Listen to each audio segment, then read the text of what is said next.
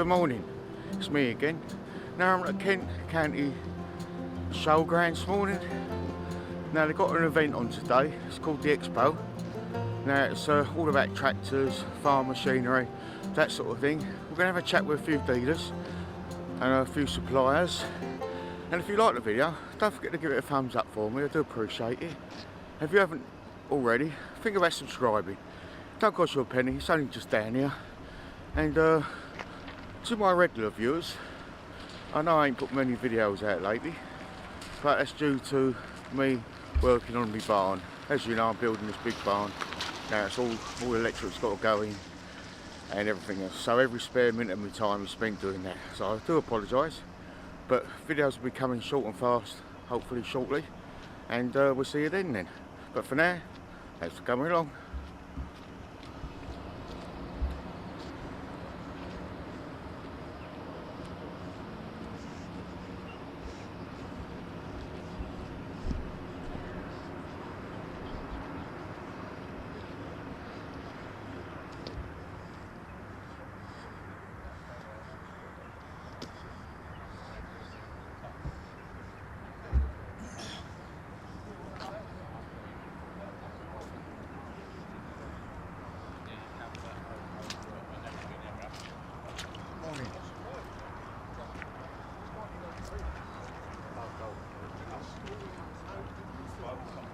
I'll tell you something.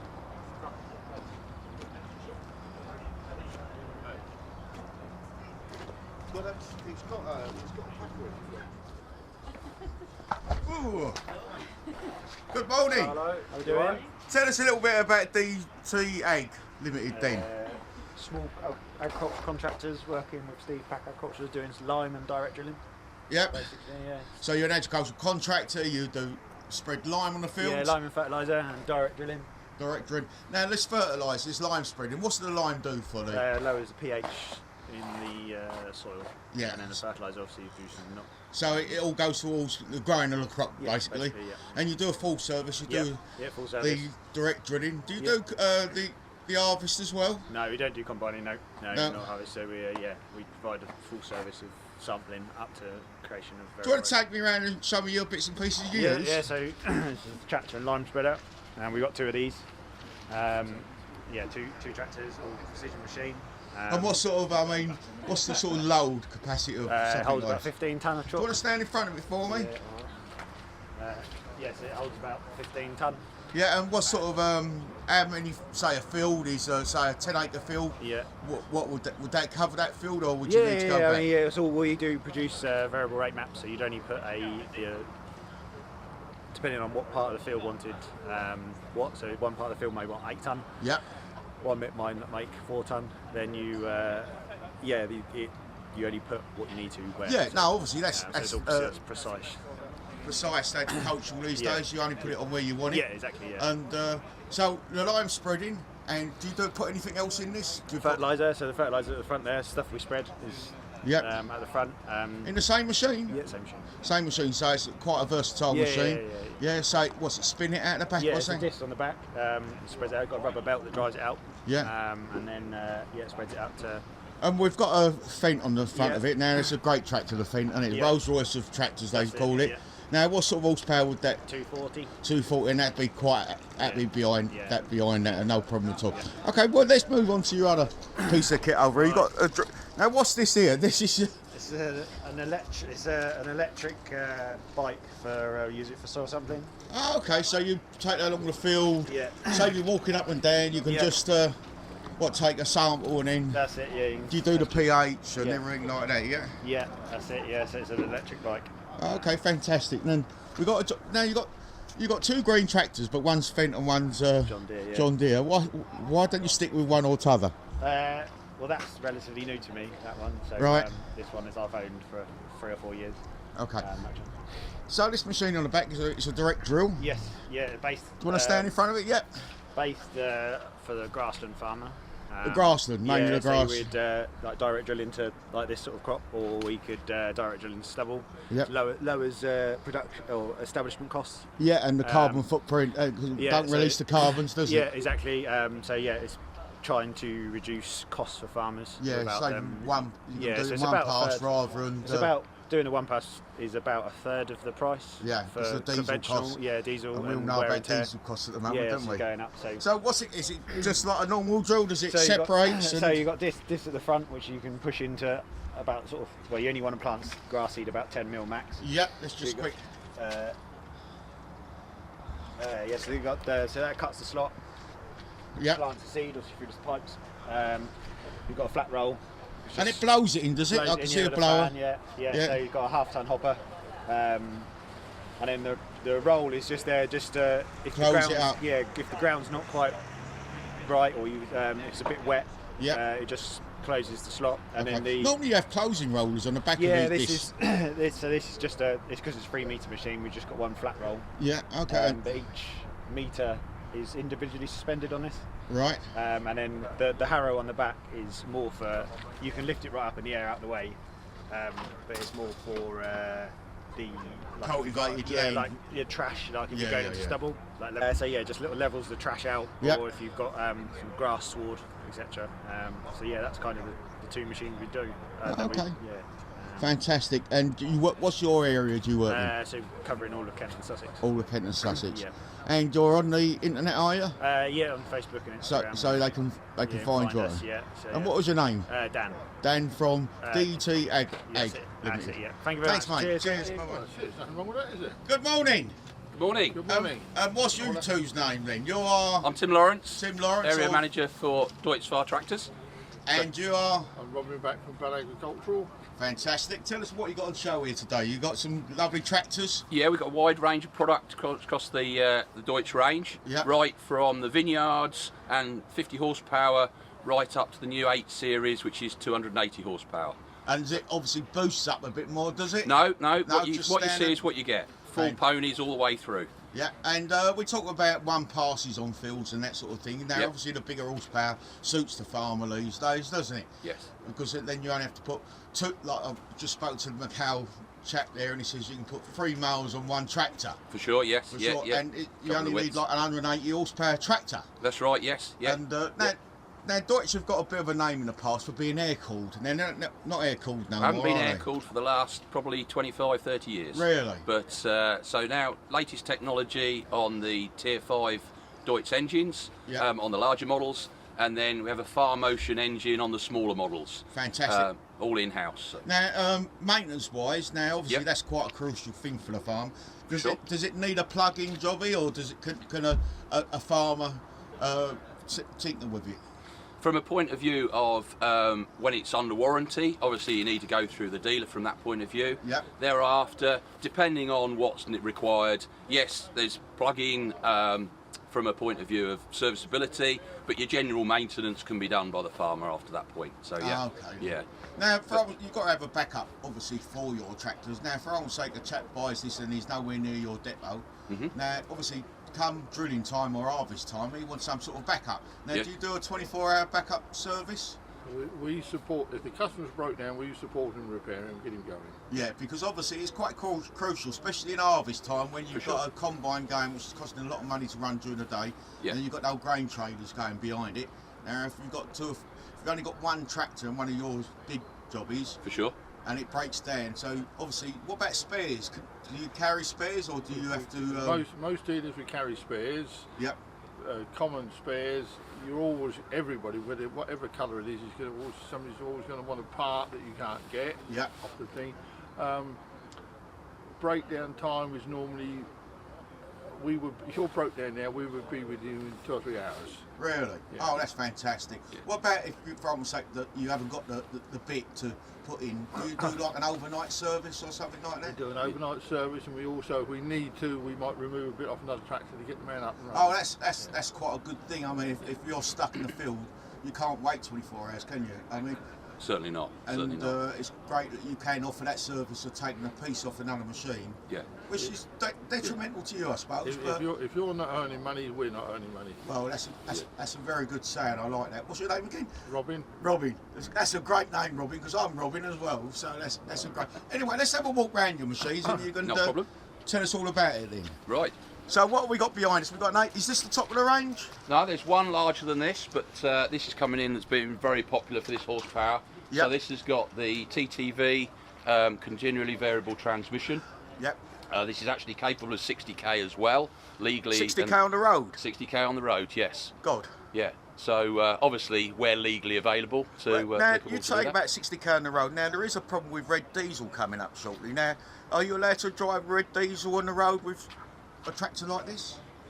You'd have to speak to the lawyers and the legal department on that front, which Right. is obviously down to the application you're using that tractor for. Yeah, no, don't just farm locally no more, do you? No, for sure. You, For sure. you farm between farms. Yeah, you know and, what I mean? and that's why we're offering the 60k. 60k, cut down that's your what you transport need to times, get there yes. quickly. It's no good getting there at 3 hours later or something. For sure. But when you get there, you want a proper tractor in the field. Yep. So you can plough in, drill in, whatever, and then high speed to your next job, because you might be tankering, you might be trailer work. It's a little bit like having a car. I think the legal limit is 16, 18 mile an hour for an agricultural tractor on the road on red diesel. Oh, okay. You've got a Lamborghini car which will do 150 mile an hour. Yeah. If you get caught, that's down to you, not the. Yeah, no, not I Mr. understand that. Lamborghini. I understand that totally. Now, obviously the cab now, is that fully air conditioned? Fully air conditioning. All your tractors fully air conditioned and climate control, are they? Yeah, even on the smaller ones, they come as an option of air conditioning. Yeah. You have mechanical cab suspension or pneumatic, so air cab suspension as well. Yep. Obviously, hydraulic front axle suspension, you need that for 50k, and fully air braked. Okay. So, Now we're talking about all drive, and because obviously on the road you don't need 4-wheel drive. Now, is there a switch or is it an auto? no, it's automatically, depending on the speed, your forward speed of the vehicle, or loads, etc., etc. Under braking, full-wheel drive cuts in automatically. Okay. And have you got a manual switch just in case? Yes, yeah, you can override it if you want to. Ultimately, the operator is in control of our products, Okay. Then. but the operator can tell it what to do, and it can then do it automatically. Fantastic. Now this is your big one. Let's go to your smallest one, shall we? Smallest one across the way. Cheers.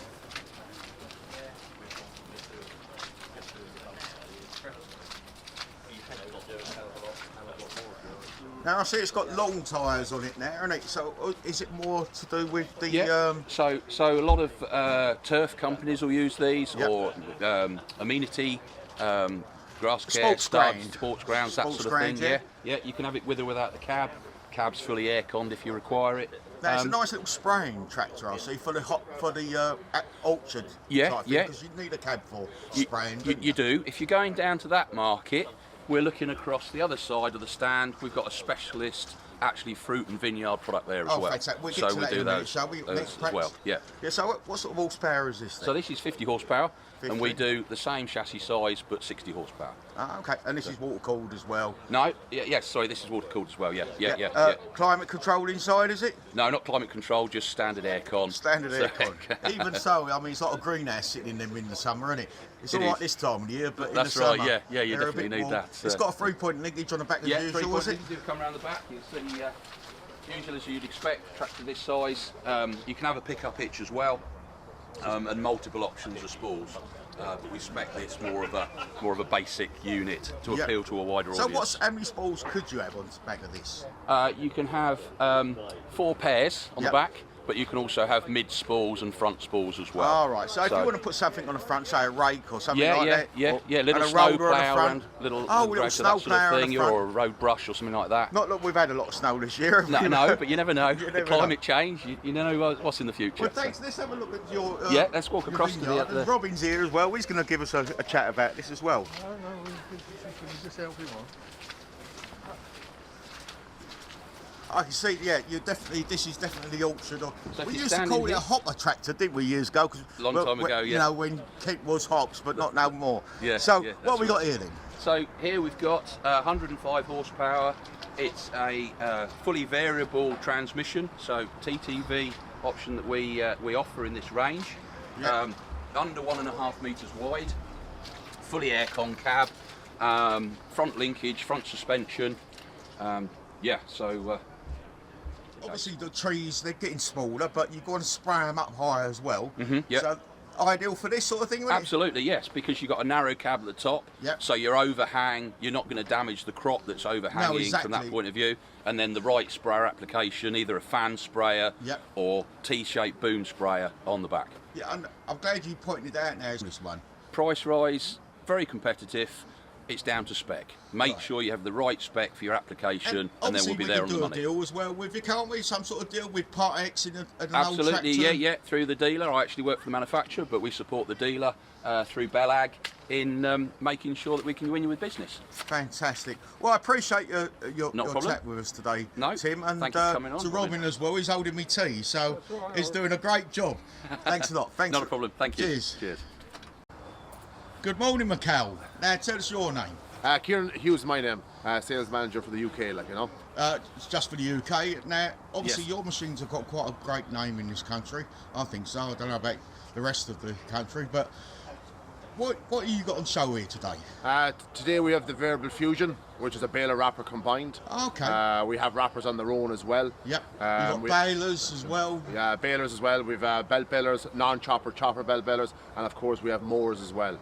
We also, what we do during the winter as well, we do a straw blower. Right, for the cattle chaps. Yep. Yeah, so if somebody wants to bed cattle, but also feed silage as well, it'll do that as well. Like, you Because know. that's more efficient than spreading a bale of straw, isn't it? By blowing it out, you're Yeah. chopping it out and spreading a bigger area, aren't you? Exactly, yeah. What you'll do is you'll save it. We always say we'll save about 30% on the straw. Yep. The customers themselves will say you'll save about 50%.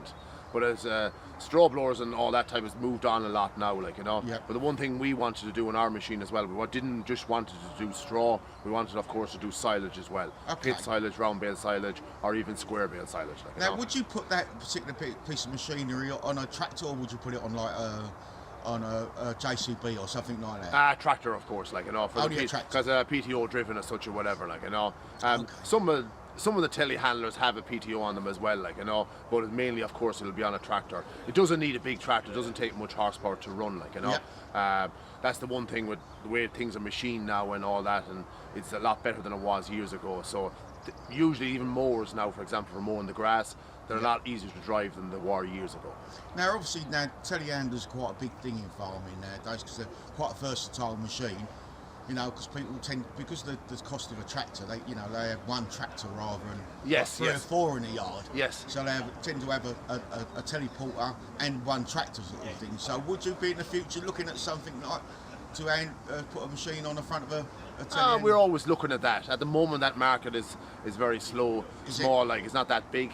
But we Okay. always have to look at things like that, because if you don't, you know, You're left behind. Exactly. Right. We always have to do. On the straw blower side of it, like, we have a 3-point linkage model, and we have now 3 trail models. We have a C460, which of course is a standard, C470, which is a bigger machine, and a C490, which is a bigger machine again. Right, so perhaps you can take me around. Let's start off with one of your machines. It's close to where you've got a front linkage mower, I see. Just Yeah, front behind. mower. The big thing what we did with the front mowers was a lot of people wanted us to do was, you know, to follow the contour of the ground. And Yep. what we did was we made a pull mower. What a pull mower basically means is that it's pivoting directly over the bed, and what it's doing is it's going with the contour of the ground. So if it- how does that work then? How does it drags on the floor, or have you got some sort of electronic? It's done by there's 2 springs that take the weight of itself, so it's done by hydraulic ram for lifting it up and down. Ah, okay. And it's a very simple system. You have a pin going in here, which basically means that will do that direction, and Yep. there's a pin in the front side of it here, which of course will do what we would call the left Yep. and right movement. So it's actually a very, very simple system. You know? Yeah, you don't want to be tied up with too many electronics, do you? No, we want to keep it as McHale's always known that, is to make it strong, make it reliable, and keep it simple. Like, you know. Yes, you have got quite a name of it, making things strong, which Yeah. is a good idea. Now, I was talking to your service chap a little while ago, and he was saying that this size of tractor, which is 180 horsepower Yeah, tractor. 180, yeah. Now, you can have 2 of your mowers on this, or 3 perhaps, can't you? Yeah, you can have this one. Of course, is 2 mowers. You know, which has got a rear one, which is on the right hand side. And Yep. you've got one in the front. But you can, of course, get a set of butterflies. We do 2 type of butterflies. We do a B9000, which is 9 meters, Yep. or we do a B9.6, which is 9.6 meters, which basically is another mower out the other side. So what is that width? 9 meters, like 9 meters? yeah, 9 meters width, like. So the name of it is the width of it as such, Ah, or whatever. okay, yeah. tractors are getting bigger. Like if you just had a front and you just had a rear, probably about 150 horsepower. Yeah. But then, of course, if you go down the butterfly route, you want in around the 200 horsepower. Okay. The beds on these mowers now, in parallel to what they were like years ago, the machine inside of them is an awful lot better. Like as in the way the gears are done, you've got the 2 lines of gears. You've got gears that way, and you've got, of course, gears at the back. So Yep. you've got more teeth, more contact. Quick attach blades on them as well. That's quite a good. I mean, when you're out in the field, you don't want to be messing about with spanners or anything like that, do you? You want to attach them quickly, don't you? Exactly. And get back mowing again. Well, it's all about time's money. time is money. And it's not like this mower business. That's why you're getting people to buy a front and a rear. You know, one time you'd be mowing at 6 o'clock in the morning, but now they want to have the sugar in the grass, so they start mowing around dinner time when the sun is at the top of the. Really? That's so quite a good point. I'm glad you brought that up. Yeah, because then they've got that couple hours to mow that grass when the sugar is mostly in there. Highest. The highest, exactly. So that's why they're going with the fronts and the rears, and that's why they're going to butterflies. So instead of mowing all day, they're mowing in maybe 4 or 5 hours in that day. So that's why speed and output is a thing, and the same thing with the quick attach blades is it's all about, you know, you don't want to be getting spanners and just loosening nuts off and stuff like that. Because they're going to be rusted solid, aren't they? And Well, yeah, simple. You'd have to get the angle grinder out and one thing and another to fix it. Shall we move on to your the rear Pro one. Glide? Yeah, the Pro Glide is the rear one. The rear So one. 3,000 means 3 metres, I presume. Yeah, 3,000, it's 3.1, like, you know. So Yeah. that basically it's 3.1 is the width off it as such or whatever. Again, the same system. She's pivoted in the middle, Yeah. and of course she's not what they call a push, it's what they call a pull. And it'll go with the rear ones, even if it's a butterfly or just a rear one on its own, it will do this way, of course, but it'll also do that way. But it also has what we call the twisting effect as well. Reason for that is that if you're going around the corner, she'll move a little bit, so it's a lot easier to take the turn. So if you go into the headlands, for argument's sake, do you have to lift it up with the headlands, or will it steer around the headlands? It'll move around. It'll do about 12 degrees of a steer around the corner. Oh, So okay. to go around the corner, so it's easier on itself. If you have it rigid, it's a lot harder on itself because it's Especially dragging when you come to an headlands, you'll have to lift it up and turn round, and then you've got the headlands to do afterwards, haven't you? So Exactly. So the headlands, where the key on the job is that twisting effect that's where the key is on the headlands. When you're doing straight runs up and down, Yeah. there's no real advantage of it. But if you've got fields that aren't like there's a lot of turns and bins on them, like which we all have. Yep. You know, yeah. that's shoulder mutton, and that sort of thing, isn't it? Like they call them shoulder mutton greens or something. don't they? Exactly. Well, where we are in the west of Ireland as well, like we have a lot of small fields, like, you know, And hilly. and hilly as well, like, you know. Yes. And a lot of rough, like a lot of terrain is uneven as well and stuff like that. Same in other parts over here as well, like, you know. Yep. You know, you get that a bit more north and a bit more on the west side, a bit more rougher terrain as well as stuff Okay. like that. Tell us about the blades now. We walk round to the back on this. Yeah, on the back of it then we have, these are conditioner mowers, like. Right. Tell me what's the difference between a conditional mower and a mowering? For The me conditioner, and the reason for a conditioner mower is basically you've got conditioner tines, which is the black things there. Right, let's see if I can squeeze it in there. Yep. Yeah, and then the conditioner tines is what they do is they lift and fluffle the grass up. So when it's making a sward, the air can get through the grass. Oh, So- okay. So So it aerates it so it dries quicker, does exactly, it dries quicker. When you have a plain mower, it lays it down and stuff. Like, and with the climate we have here, it is very, you know, like what we're having today, like, you know, it's very damp. So You must feel quite at home though, isn't yeah, it? I'm getting a bit homesick now. We are, like, you know. With the weather. So that's the idea of the conditioner is that the one thing what we did on the conditioner as well is because tractors are getting bigger and stuff like that, Yep. we went to the direct drive on the conditioner. So what the direct drive basically means is you've got a 2-speed gearbox. Right. So basically it's a very clever system and it works very, very well. Your bed is always still doing the same speed, but you can vary the speed of the conditioner. That's what the tines underneath here want to flick the grass up and roughen the grass Yep. up. You can have it doing 1,000. So if you were going to a heavy crop and you want to get on, you can flick it into 1,000. But if you go into a light crop or whatever, and you can flick it into 700. Or if you're ever on Lucerne and you don't want to batter the leaf, Yeah. you can put it in. So the conditioner is a lot slower, so it's a lot easier on the grass. So it's not battering the leaf off the grass. Yeah. So mainly you would leave it in 1,000, of course, in a heavy crop. But if you're on a light crop or if you're on Lucerne, you would then basically put it into 700. but the speed of the bed still stays the same, and that's where the job is clever, like, you know. Okay, now I can see you've got a big piece of equipment on the back here. Now, obviously, you can road transport this, can't you? Yeah, road transport. That was another thing that was very important as well, what people wanted as well. You know, some mowers where they're coming straight up. Our mowers come up and come over at an angle. So basically, the mower is sitting at an angle like that, so you get more vision. So you're in the wheelbase, really? Yeah, you're centering your weight. When you're doing 50k or 40k down the road. You don't want to be one-sided, do you? Exactly. And that's the difference, is the weight is in the middle as such or whatever. They were, again, the same thing. They went to customers, typical McHale idea. They go to customers, ask them, what's the good thing to have, what's the bad thing to have. And most people said if you're doing a transport, to have it over at an angle like that so the weight is evenly on the tractor. Yeah, so 100%. You're more balanced. Yeah. Same thing with the gearbox idea. People that had belt systems says our tractors are getting bigger. In some cases, the crops are getting heavier. And because we're only cutting grass at certain times in the day, he says we're driving that bit harder and the belt can slip. So that's belts are a pain in the rear, aren't they? Yeah, really? yeah. I think a direct drive is more better for the farmer. Now I see you've got spool valves on this. Now how many spools do you need to drive this? All you really need is one spool. One spool, of course, is for just up and down. Yeah. There is a second pipe as well, but the second pipe, the rear is done a little bit different. The second pipe is to put pressure in the ram and the accumulator for it to float in the ground. What we do on the front one is done by so that keeps a steady amount. An accumulator is basically just a storage tank, really, isn't it? And it's like a sponge, like, you know. Yeah. So it's like if you go across a field and you don't suddenly drop hard. Exactly.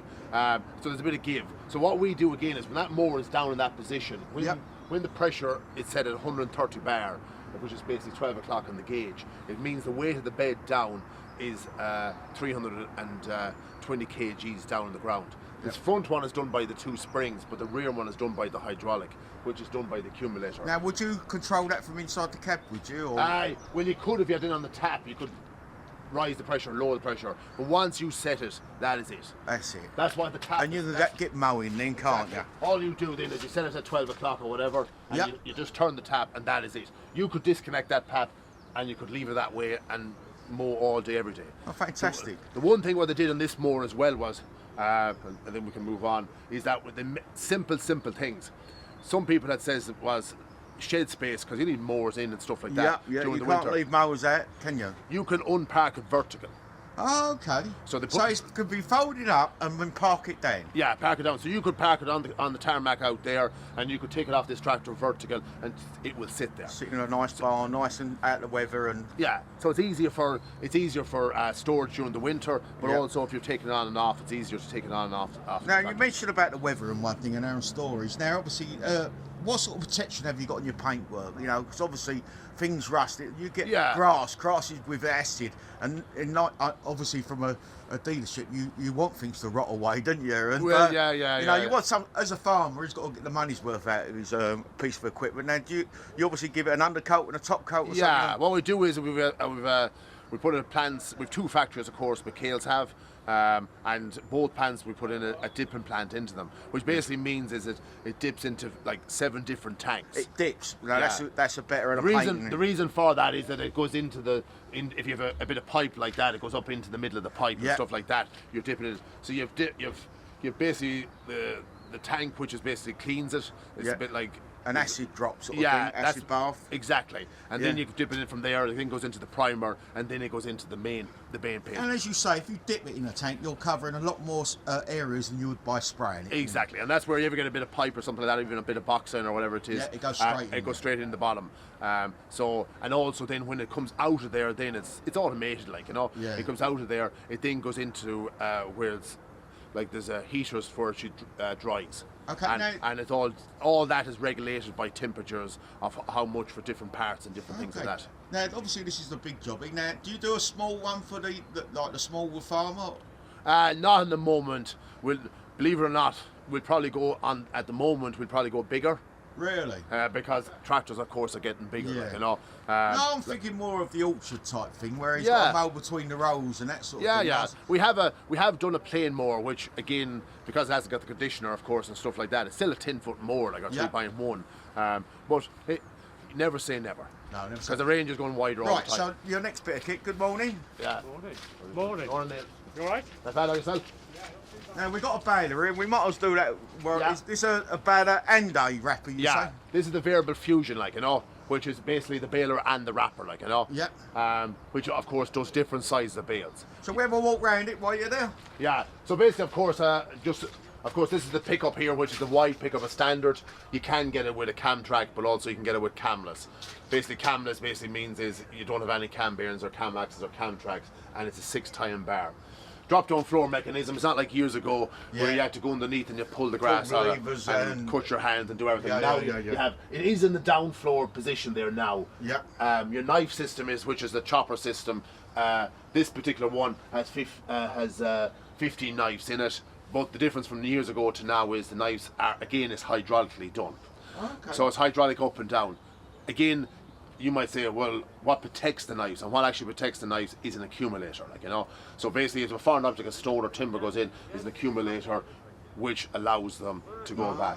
So that's what they are. Now, for changing them blades or bits and pieces, it's a fairly simple job. It's a very simple system to do. There's a handle on the far side. You just spin it around, and then you can take your knives out or such or whatever. Oh, fantastic. It's not like again like it was years ago. Well, we have to talk about maintenance, don't we? And, Yeah, well, that's it. It's a necessary inconvenience, but you know things do break down, and it's like chains and stuff like that. You know, you have to just keep them tight and stuff like that. grease them and stuff like that. That's right. You know, there is an auto greaser on, as you'll see at the far side as such or whatever, which is a grease cartridge. Basically, what it's doing is, as it's making a bale, it's automatically greasing the machine as such or whatever. Yeah, but some things are, and then I mean, I'm a favour of auto, but then you can't beat the man with a grease gun, can you? Because you know it's greased. Exactly. You know, because these pots do run out of grease, and if you know, the box will tell you that when after 300 bales, it will automatically tell you to change your grease cartridge. Okay. So when you get out there and you see the grease card, it's what they call a progressive greasing system. So if it doesn't do one roller, it doesn't do any. And what it physically then does is it moves it. Basically, when you get out and check the grease cartridge, you see the grease cartridge full, you then know there's a problem. That's where years ago it would always go to the easiest route. I suppose that's quite good because you're not spending money on excess grease. You're only greasing it when it needs grease, and you're not. I mean, like old school, we used to pump grease into it. It flows out of each bearing, sort of thing. Exactly. And then you end up you do a cartridge in no time. Whereas this, I suppose, this system, you put just enough in there, didn't you? Yeah, exactly. And the way it's done now with the distributor blocks and all that, it only gives it just a certain amount. It doesn't over grease it as well. It's just that small. That's it. Because over greasing is as bad as under greasing, isn't it? Yeah. Well, you don't want to pop the seal and stuff like that. Popping seals, overeating, that sort of thing. Yeah. Yeah. So you just want a small bit every so often, and that's basically it. Yeah. I mean, if you start popping seals, then grit gets in them bearings, doesn't it? And the bearings don't last very long. Exactly. And that's the difference on it is, and the bearings we're using is a high quality bearing as well, and they're a high speed bearing as well. They're what they call a race bearing, which basically means is they're not like a ball bearing, they're basically like a shaft bearing, like, you know. Yeah. So the load on the bearing is distributed across the bearing. Yeah, so it's a roller bearing, type of roller bearing. Yeah, it's like a shaft like that. Yeah. So a roller bearing, of course, is a ball. It's where a race bearing is straight across. So the weight distributes across the bearing. Sorry, I'm going to give now ball bearings. I see it is like balls, and I see rollers as in rollers. Yeah, a race bearing is basically like a shaft like that, like, you know. Yeah. So it's like a shaft like that. Yeah, so the weight is straight across. Straight across. So still, of course, so the weight is distributed across that way, like, you know. Yeah. So walk us round it then.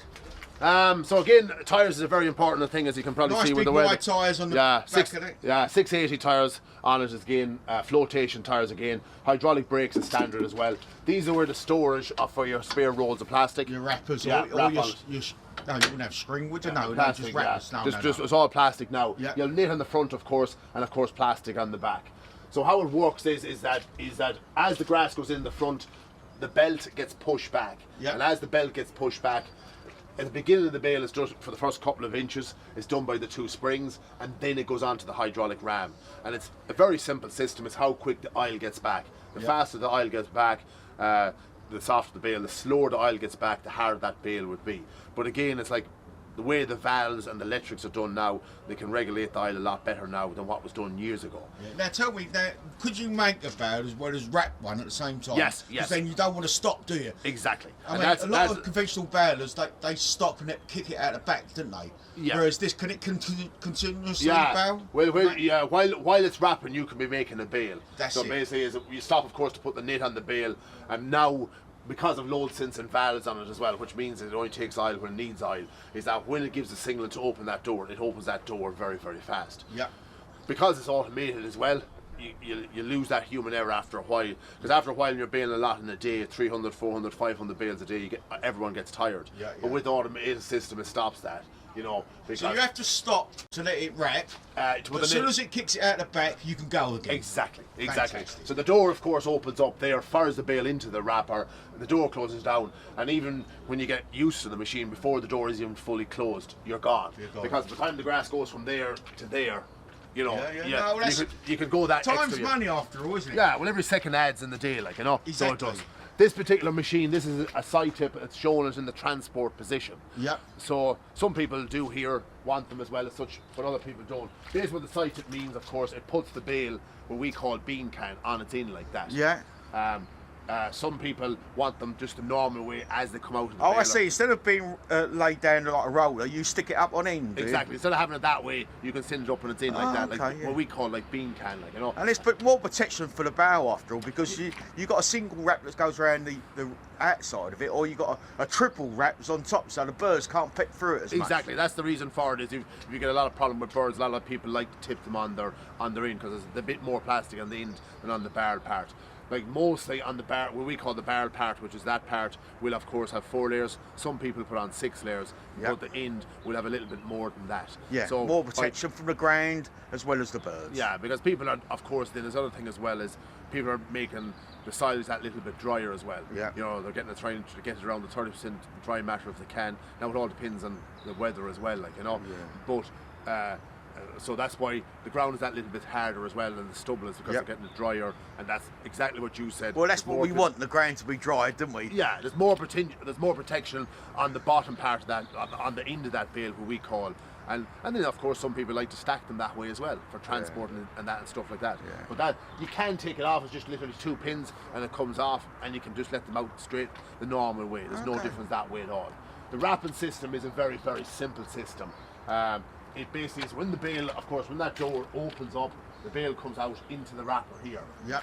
So you've got a ring here with your 2 rolls of plastic, one of course here and one of course up here. So you have 2 rolls of plastic, so that means when you've got 2 rolls of plastic, you're only doing half the rotations. Ah, okay, so you're not continuously rack, but you're just doing it in double quick time. Exactly. So basically, instead of setting the wrapper to, we say, what we call 16 rotations, of course you're setting it to 8. Is it easy to change the wrap? Yeah, very, very simple. All it is done it's done down the side down here.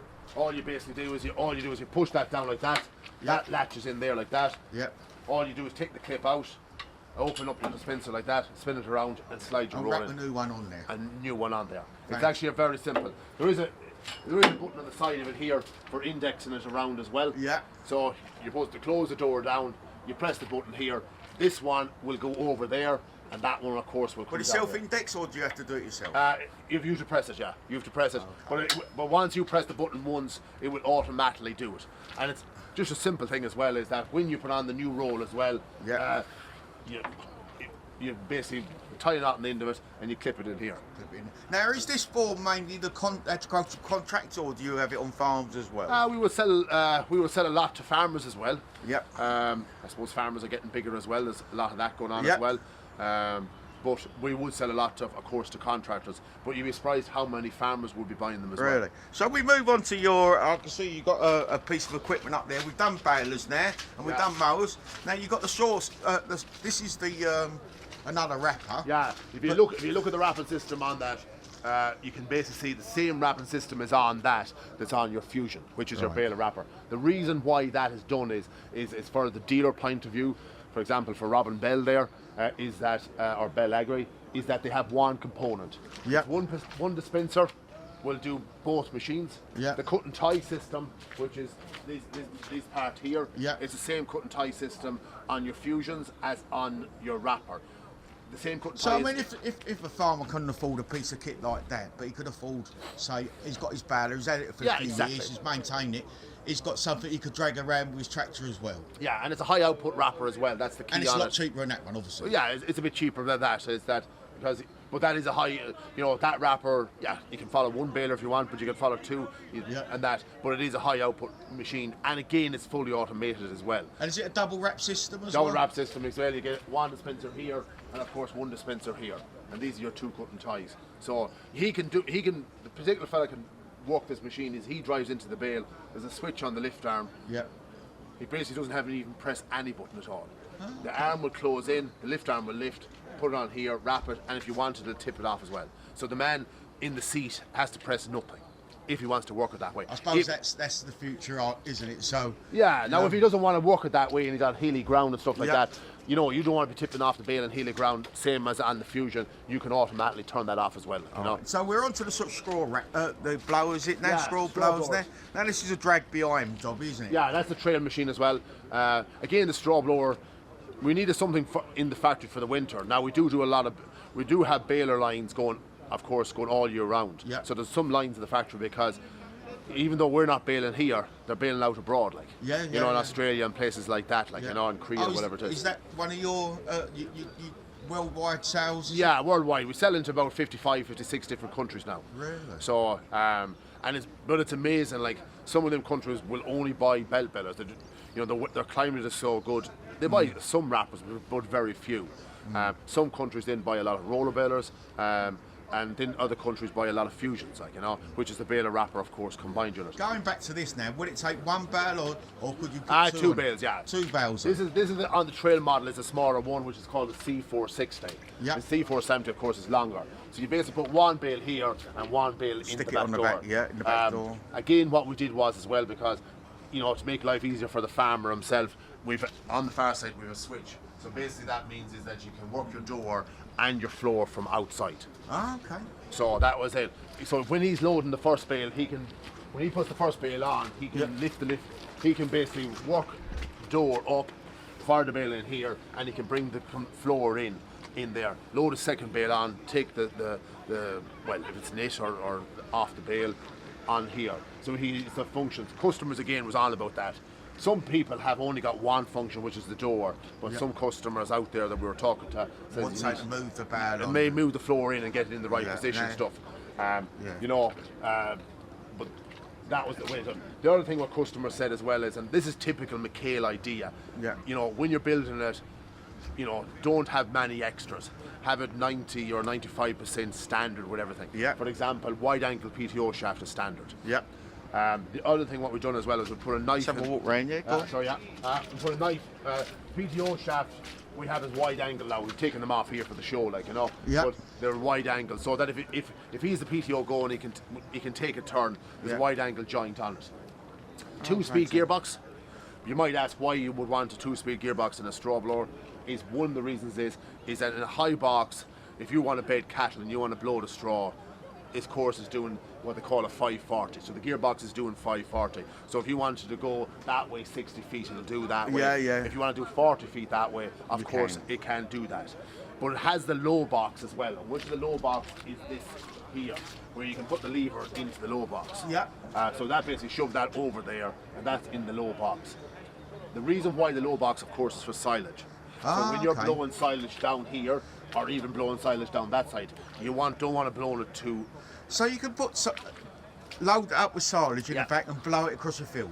Well, you could blow it into a ring feed. If you wanted to go into a field, you could blow it into a ring feeder or that. Or if you wanted to, if you had a slatted house or that, you could feed down along a barrier. Oh, of course. Yeah, I'm thinking of something else. Sorry, I do apologise. Now, I can see all your equipment here now, spares. We've got to talk about spares and maintenance, that sort of thing. Now, does all your dealers carry the necessary spares? Yeah, that's one thing we're very, very strong on is backup and service. We have to be now, because and it doesn't matter if it's a straw blower, wrapper or baler. We have a place ourselves in Coventry, where we have spares there. But we also recommend the dealers to have the high use spares as well. That's an obvious. Chains and tines and all that. But we're very strong. The other thing what McHale's is very strong on doing as well is if there's a problem, with a machine, you can ring the factory or you can ring us on it as well, and we'll talk the lad through it and stuff like that. Would you offer a 24-hour service? Say if a piece of your plant broken down there in the field. Now, obviously, if it's something the local chap hasn't got, Can you get that over? Yeah, from yeah. Ireland? You can. We have a 24-hour service in the. If, for example, a part goes down, and he can go into Coventry 24 hours a day. Like. Already, there's a store in there. There's always somebody in there. Okay. And we're very strong on that side of it. Yeah, yeah. So for example, if something went wrong, you know, if you had an accident and hit something and damaged something or whatever it was, and he wanted that part, he can go in. We've had people to go into Coventry at 2 o'clock in the morning. Like, yeah. You know, and there's no hassle with that. Oh, fantastic. Now, obviously, because, you know, farmers, unfortunately, they leave these in the sheds or in the yard until all of a sudden they say, oh, we've got a bale tomorrow.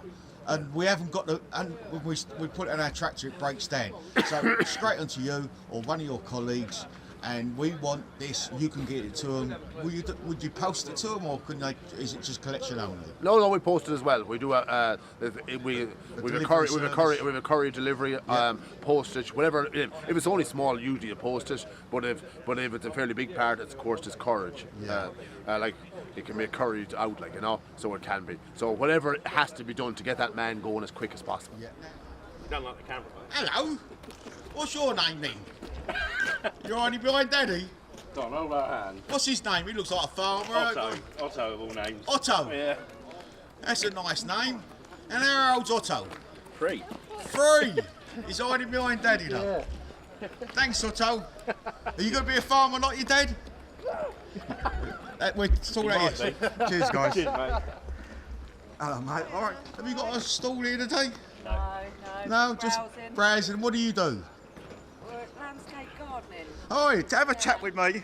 Oh, have a chat. This is my boss. Is that your boss? Yeah, it is. So what are you called? JH Estate and Garden Services. Yes. And you're based in Seven Oaks. Seven Oaks. And Yeah. so obviously you do gardening on big estates, or Yeah, sort of, big domestic gardens, private estates.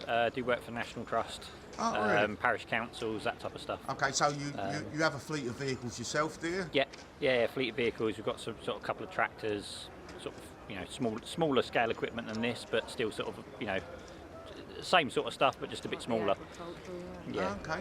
Yeah. And obviously, is it this time of year you're busy or not so busy this time of year? Busy this time of year. We're doing coppicing at the moment. So Coppicing, now yeah. that's a thing of the past, isn't it? Coppicing, Yes, I mean, it's it is. a bit old school, isn't Yes, it is. It is a thing of the past, but it's still got to be done, because if Obviously. you don't manage coppice woodland, it won't exist. So Well, exactly, and we're too busy building houses in this country, and we're not interested in that. Is this one of your employees, or It is, yeah. is it? And you're away with the boss today? I am. got a day out. Okay. Sorry, what is your names again? James, And Alana. from Seven Oaks. and from J&H. JH Estate Estate. and Garden Services. Thanks for your time. Lovely. Cheers. Welcome. Bye bye. Don't try and get divert from the camera, because I can follow you. Look, it does move. I'll talk about the dome. The dome. You talk to me about the dome. All right. And tell us about what else you got on show today. And your dealership's in Kent, obviously, is it? We're Suffolk, Surrey, so yeah, basically the whole east of England. East of England. Yeah. Is this a new set? I've not heard of Tuckwells before. Is that? Have you been around a long time, or? So we're previously Burdens, we were bought out last year. Now That's we're right. Tuckwells, so I heard that. we're sort of a dealer of tomorrow spec. So in terms of we're a dealer of scale now, so we're up to 11 depots. Really? And service departments on each depot? Yeah, service and parts. Parts, yeah. Do you turf offer and ag. 24-hour part services, do you? We have on-call phones, so they're sat there and they'll ring and. And you've got people that go out in vans, obviously. Yeah. So we've got full service. So tell us about this dome then. You was So yeah, we've got quite keen we've on got it. all the screens, we've got new receivers, so it's all precision ag tech. Yeah. So this gives us accuracy down to So you can map the sub-centimetres. fields. Yeah, map the field, send jobs to the screen, actually then click the button and it will auto-populate everything you need to do within that field. So if a chap's say mowing the grass in one field and he's finished a bit early and he wants to shoot over to the next field, is that in the computer in the tractor? You can just swap. Yeah, you just swap straight into that field. It will pick up that you pulled into that field, pull up the job. You can go and complete the job and get that documentation data back, hit complete, and it will ping it back to the farm office to say done. Okay, and now who maps the fields? Do you have to drive around the headlands first? So you can drive around the headlands first, or you can just get to work, and at the end of the field you can just map it off of, it'll pull a boundary round your map to work. Oh, really? So you can just pull straight on and crack on, and yeah. Oh, fantastic. And obviously it looks very expensive, but I suppose it'll pay dividends in the end. Yeah, right? yeah, it was cheaper than when it was when it started. Yeah. So unlike most technology, this has gone down in price over the years, Yeah. which is rare. Most things go up in price, right? Yeah. But actually, in terms of the first auto track kit, you're looking 40 grand, where now we can fit a universal kit to that gator over there for sort of 8.5, 9 grand. Oh, so you can swap between tractors Oh, yeah, as well? so you can move all you the don't got to screens. buy 5 bits of kit. No, you can... no. So this is the beauty of the Green Star kit. So you can have your screens and receivers, and that can bolt on your John Deere kit. We also fit using basically solstice bridge module to all other colours of machinery as well. So we'll fit to a lot of class combines. Oh, it hasn't got to be John Deere. No, we fit to everything. So the idea being is you have your John Deere kit for your main stuff, and if you want to bolt it to a gator or to your class combine, because you only use that 6 weeks of the year, when you're doing that, you're not going to be doing a lot else. Okay. So you just move the kit around, and it's So the screen will go on the bar in the tractor, will it? Yeah. And the receiver on the roof. Sorry? Receiver on the roof. And that will clip in and clip out, would it? Yeah, clips in and clips Is there out. any wire connections, or is it just is it sort of wireless? Oh, it's all your plugs in, so it's just plug and play. Plug into the top of the tractor. Yeah. Now, who would have to fit that? Would one of your technicians have to fit that, or could a farmer do that? Most of it comes factory ready, so you just clip them on and you can take them on and off. So for security, okay. you can take them off so they don't get stolen. Yeah. I'm thinking for the plug and socket. Oh, to the actual plug and socket. We supply full kits. You can harness them out yourself, or we come out and do it. It's really simple, to be fair. It's just everything bolts in. If it's a John Deere, it's really simple. If it's another brand, it's a little bit If it's a harder. Volta, it's just as easy. Isn't Yeah, it? it is. We do kits that plug into the fag lighter.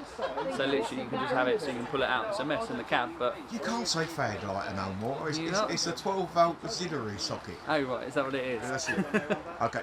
Shall we move? Sorry, I didn't catch your name. George. George from Tuckwells. Now, can we move on to some of your other kit now? Yeah, sure. Before you go. Hi, Yeah, who are you? Jan. Jan, from Tuckwells? Tuckwells. Tuckwells? Yes. My mistake, I apologise. What do you do on the company? I'm the service and warranty administrator. Oh, servicing. Now, that's quite a thing to have in the industry. Now, obviously, things need servicing. Maintenance is a necessary inconvenience for us all, isn't it? So you've got to have some sort of backup, someone on the end of the phone, haven't you? That's it, yeah. Are you the person on the end of the phone? I'm one of them. One of them? One of them, yes. Where are you based? In Stockbury, just down the road. Just down the road from Yes. us. Anyway, well, thanks a lot for having a chat with me. And, That's okay. See you later. Bye. Where's he gone? Is he hidden from me now? Here he is. Right, so where are we going now? I can see we've got implements in front of us. Now you've got cultivators, you've got direct drills and small drills. Now, you cover the full range, do you, on all your cultivation? Is that your main selling point, that one, the Vanderstand? Yeah, the Livestock carriers are a really popular bit of kit.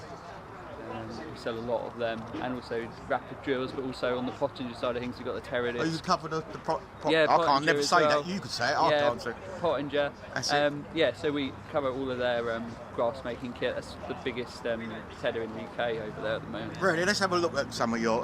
This looks like a lot of money. Is it a lot of money? Obviously, you can do deals with the farmers. Well, I think it's like all these things. It's what you want it for. This is a great bit of kit, and it lasts forever. So. Yeah, and obviously it's what's it, a 9 metre wide jobby, is it? 6.5. 6.5. Oh, because it says it on the front. Yeah. 6.5 metres, so you can do quite a big run with that. What sort of horsepower tractor would you need on that? Ooh, I wouldn't know that one. You wouldn't know that one? No, I wouldn't know that one. I think you're probably looking sort of upwards of 300 horsepower, I reckon. Really?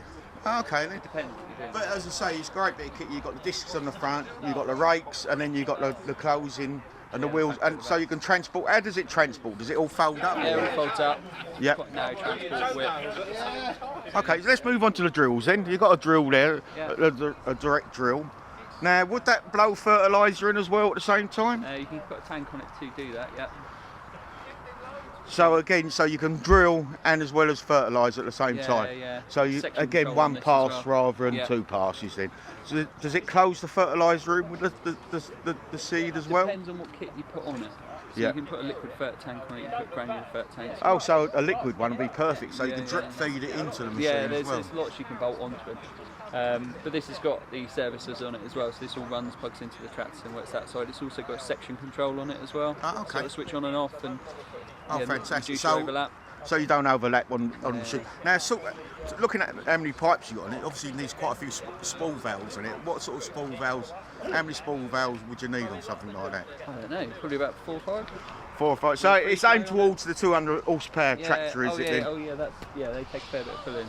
The Yeah. rapids. And it's got the blower on it, and you carry spares for all these machines, do you? Yeah, everything. Yeah, we got plenty of spares for them all. And you got the grassland over the back. You got the rakes. Yeah. See.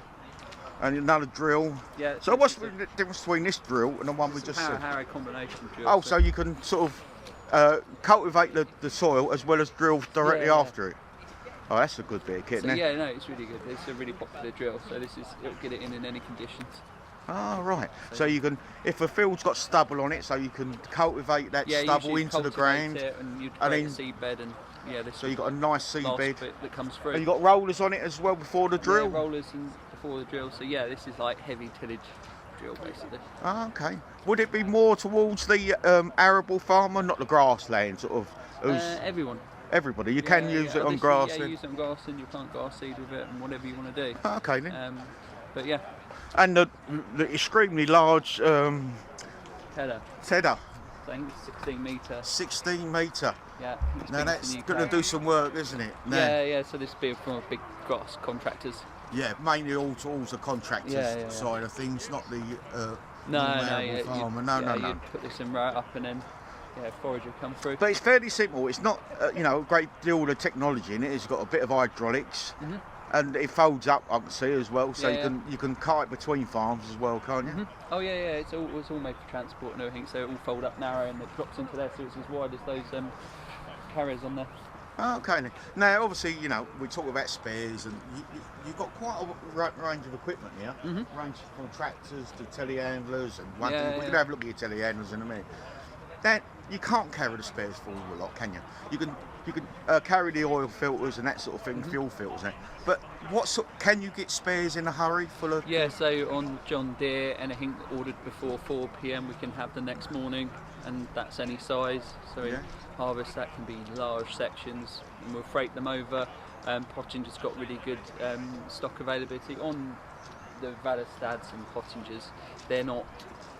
There's not large components on them, so it's usually wearing metal, which we keep in stock. Yeah. Our parts bill is huge each year. We've got to keep everything on the shelf, and we keep. Well, it's maintenance is, as I've said before, a necessary inconvenience. Unfortunately, things do wear out. It's like and things need changing.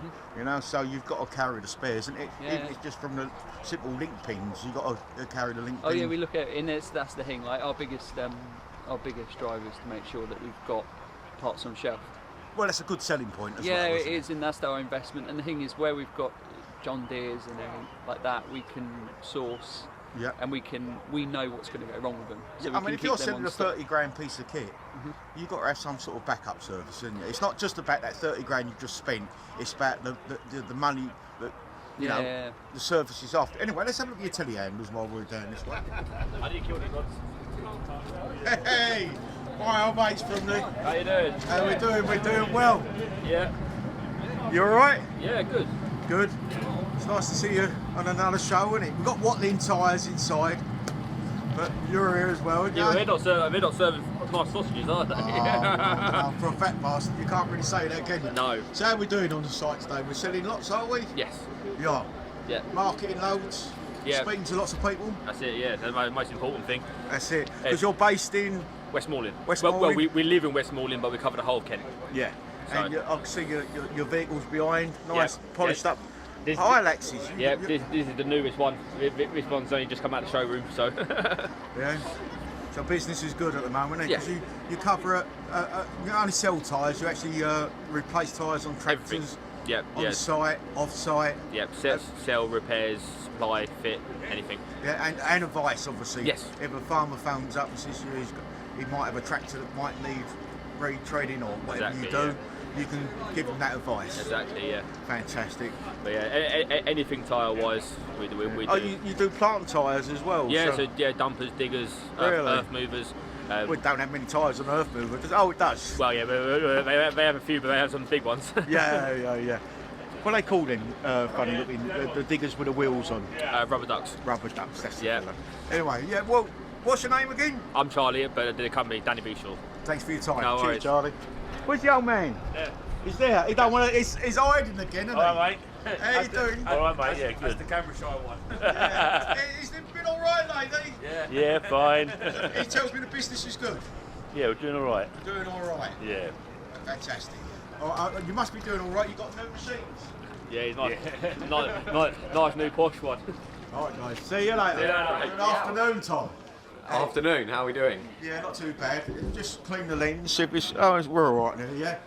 So, you've got quite a bit of equipment on show for us today, haven't you? Yeah. All case. Is it all case? Yeah, it's all case apart from the implements. Yeah, exactly. So down south of the water, we just do case. So we're Ernest Power down here. Ah, okay. So what sort of range of tractors do horsepower-wise? So we do anything from a Quantum, which is our smallest range. Which is how many horsepower? You can get 50. You get 50 out of a Farmal, but then a Quantum's a smaller frame size. Yep. Anything up to a 620 horsepower Quadtrac behind you. Yeah, I've noticed that one already. You can't miss it. Obviously, you say the 50 horsepower ones. Yeah. Now, what do they suit you towards? So you've got smaller Farmals, which would be suited to maybe things like a scraper tractor or an owner farm, or a sheep farm, something along those lines. Yep. Quantums are a small gauge tractor, which is specialist for fruit and for vineyards, and then anything, Quadtracs for farms on the marsh, arable farms, On the marsh where you've got big acreage. Yeah, You're exactly. not doing a lot of road work, are you? No, exactly. Right, and you do telehandlers and. So tell me the difference between your telehandler and a JCB. The difference between our telehandler and the JCB, well, Yours is case. yeah, apart from the difference in colour. Well, yeah, there is that. Usability is very similar. They've got the same gearbox. Well, that's the same use of gearbox. Same backup service. Better backup service from case as always. Really cheap Yeah. buying parts. Yeah, more cost-efficient parts, cost-efficient to buy, just cheaper running. Yeah, and what sort of range in them do you do? So anything down from a 5 metre 2.5 tonne up to a 742 in ag spec. So that's 4.2 metres, 7 tonne. 7 tonne, it'll lift 7 tonne, will it? Hang on, no, not 7 tonne, sorry, 7 metres, 4.2 tonne. There we Right, go. so Getting it'll my lift numbers 4 tonne. mixed up, yeah, 4.2. I thought that was a bit small yeah. for a 7 I was tonne, going there you to go.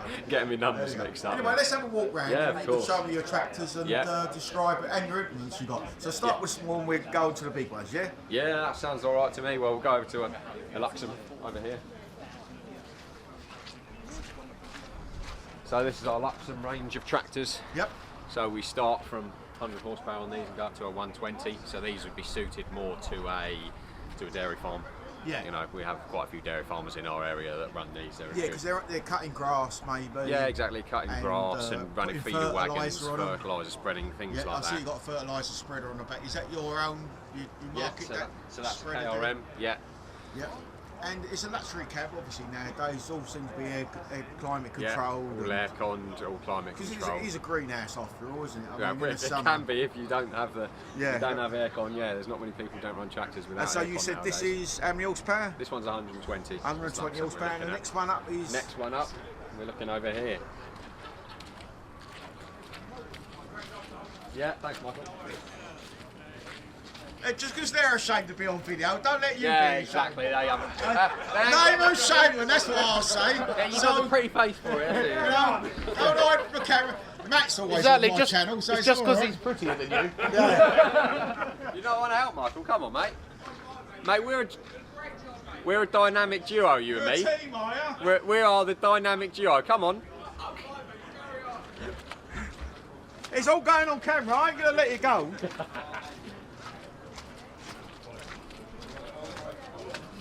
Right, so we've got 150 horsepower here, is it? Yeah, so 150 horsepower boost, you get about an extra 20-30 horsepower boost on these. Oh, really? So what would you use the boost for? Everyone says the boost in the tractors, and Yeah, so to the boost- layman, we don't know what's in it. So you get it under certain circumstances. So it might be when the PTO is running, or it might be when you use the hydraulics. Yep. It will give the engine a little bit more boost, so you don't lose that power curve. Oh, okay, so you can't run it all the time. No, you don't get it all the time. No, there's certain times when you're on the road you'll get it, and there's certain times where you're using the PTO or hydraulics. Oh, okay. It just means you keep that constant power curve rather than the engine getting drawn onto hydraulics and then getting a dip.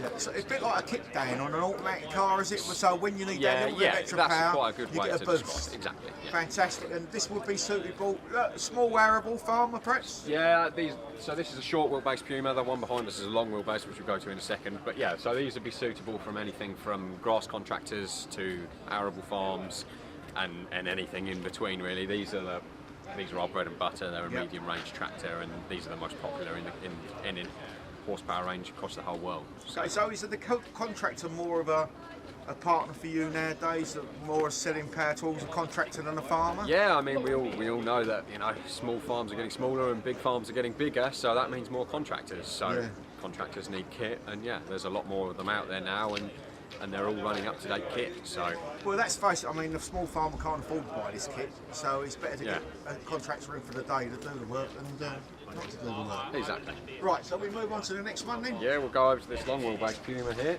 You want to have a chat with your mate first, or you're all right? I see you laughing at him. No, not me. I think them. Oh, is it? Right, 220 horsepower. I'm getting it all right now. You see, I see the numbers. You're getting the numbers now. Yeah. So again, you get a bit more boost on a long wheelbase Puma, so you get maybe 40 horsepower on these. So you're looking about 260 for this one. So, I mean, if you was doing road work with something like this, is it always four-wheel drive, or do you? No, on road work you wouldn't use four-wheel drive at all. That's right. No. So is it automatically kick out, or do you switch it over? So you've got an option for having it in constantly, which you'd use for in-field work, things like that. You've got an option to automatically kick out. I think it's 12k it kicks out at now. Because a lot of farms are spread far and wide. Oh yeah, now, a lot.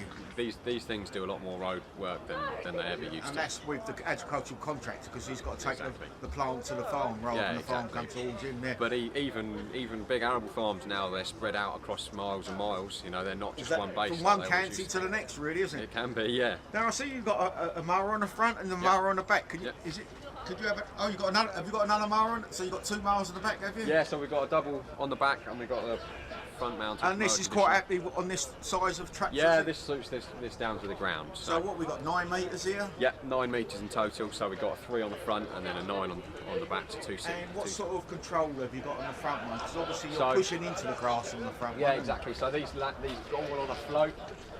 So you set your height with your front linkage, and you use your spools inside for up and down, and then they all float on all this linkage. It looks a bit confusing. Yeah. But has it got sensors or limit switches or? No. It just floats on the contours of the ground, so it'll just follow. Oh, right. So you set the distance off the ground, and then it'll just follow that. And keep exactly. It at that. Oh, fantastic! Exactly. And you obviously sell these pieces of kit as well. Yeah. No, these are our main. So SIP. They're our main. Obviously need a front linkage on these tractors. Exactly. Front linkage, front PTO, which isn't on. I've got to ask them the other tractors. Have they got front linkages on them ones? All optional. So a lot nowadays will go out of the front linkage just to carry a weight block. But you can optional put a PTO on there as well. Okay. As it's raining, let's move on then. Before it starts raining too hard. Yeah. The camera won't work. They don't tend to like rain. No. Not why. Yeah, me and you both. So, he said, well, what do you think it's worth? Now, what we got here? We got a half track. It seems like. Yeah. So here we got a Magnum half track. So we call them smart tracks. Yep. You can get. That's a good idea because you still got the conventional wheels at the front for steering and that sort of thing, and you got the track on the back. As you say, the war they had the half tracks and they seem to work fine. So yeah, no, they are a very good bit of kit. It means that you get way more. Grip and less compaction. Yeah, less compaction, way more area on the ground, so you've got better traction. Yeah. A Magnum has always been known as a draft tractor. That's what they're good at. That's what they always used to be built for. They never even used to come with rear linkages or pickup hitches or anything like that. What sort of spools would you have? How many spool valves do you have on the You can have as many, within reason, as many as you want on these new ones. I mean, most of them will come with 3 or 4. All of them now are programmable through the new cab that these Magnums have got on them. So with the new joystick and the new spools, you can program everything. Oh, it's great to have the joystick. You can control everything off the joystick. You ain't got to look around for levers and buttons. No, exactly. That's the idea. It's all about ergonomics. So it's all to hand now. You haven't got to move your hand over here or twist your body. It's all on the joystick. Now I can see a sticker on it. It says "Wash with care" with Baltimore or something. Is it? They're imported from America. Yeah. So Magnums, Quadtracs are from America. The new Optum, Pumas, and Maxims are all from and Luxems are from Austria, and then anything smaller comes out of Italy. So who owns the business then? So it's a large company that own it. I mean, there's a fair old line to go through, but it's part of the Fiat group. Iveco are in the same group, so the same people own Juventus Football New Club. Holland, they own New Holland as well with Fiat group. Yeah, so C&H is case of New Holland. So because you are a New Holland dealership as well. Yeah, so above the water, we do both. There is Ernesto and Ernesto Power above. Yeah, because you're renowned for one particular tractor, aren't you? Going back a few years. Like there's a certain tractor that we saw plenty of at the Doe show. And that's always nice. The old triple Doe. Great looking tractor. I mean, I've got a 5130 myself, case 5130. I like the old school where it's all a bit nut and bolts and linkages, but you know, I'm not a farmer, so there you go. No, so let's move on to the big boys over the back then, and then we get on to the implements, shall we? Now this is the Quadtrac, I understand. Yeah. You see a lot of these in America, didn't you? Yeah. Where they've got prairies. Down here. Sorry? We see a fair few down here. Really? The Romney Marsh is, I think, still in the UK is the highest horsepower average area. No, really? So there was a fair few down here. Is that 600 horsepower? 620, yeah, with boost. 20 horses.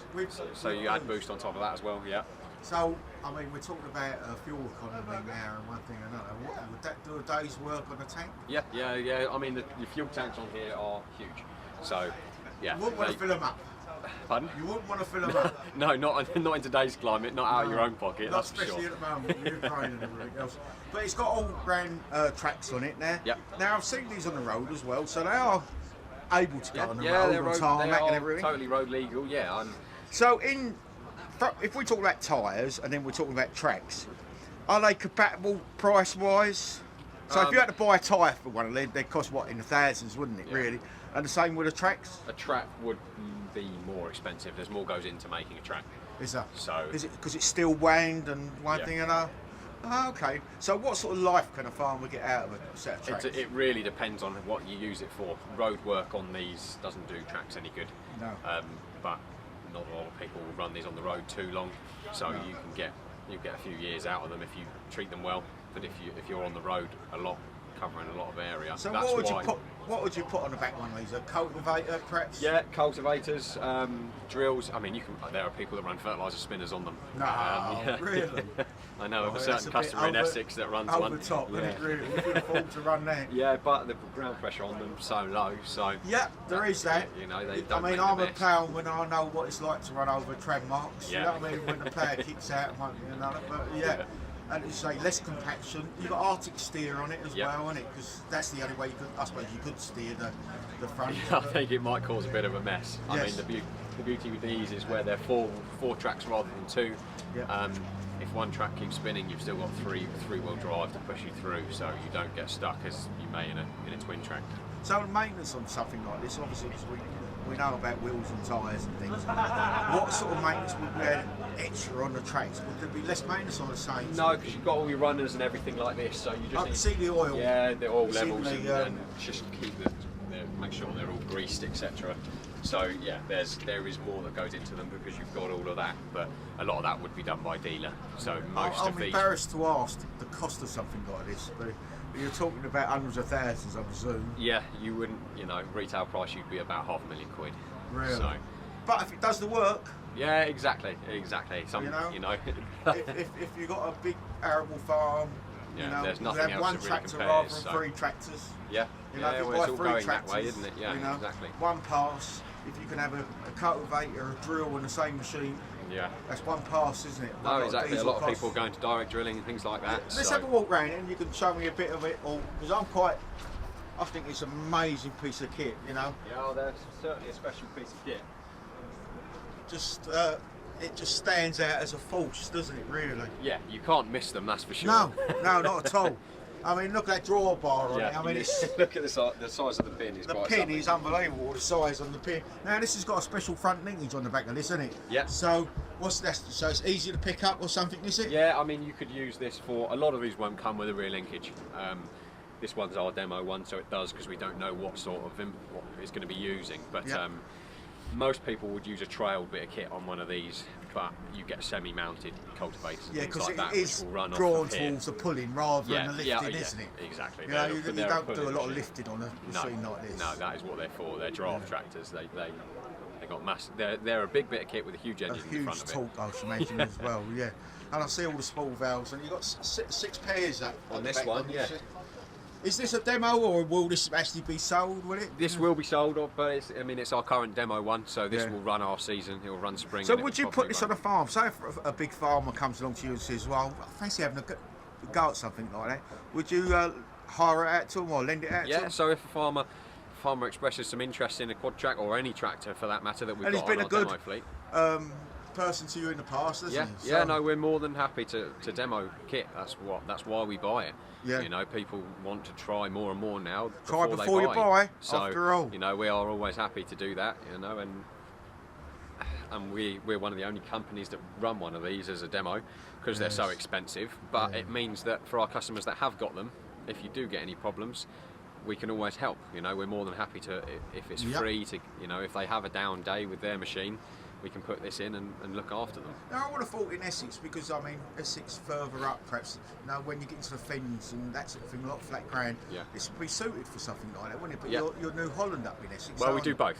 You do so both? we also do case up in in Essex as well. So they don't do anything like this, New Holland, do they? they do, but it would have wheels, and they don't import them to Europe anymore. Okay. So Let's have a further walk round. What's the West Ham colours on the top of it for?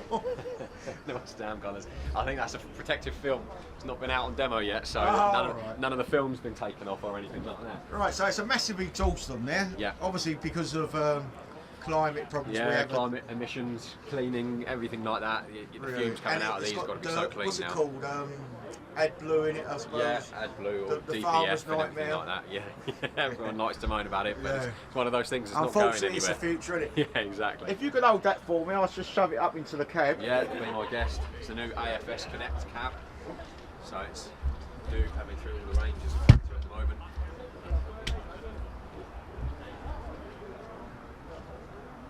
So can the seat be moved round to the back? Yeah, so there is a degree of movement on the seat. It won't go all the way round, but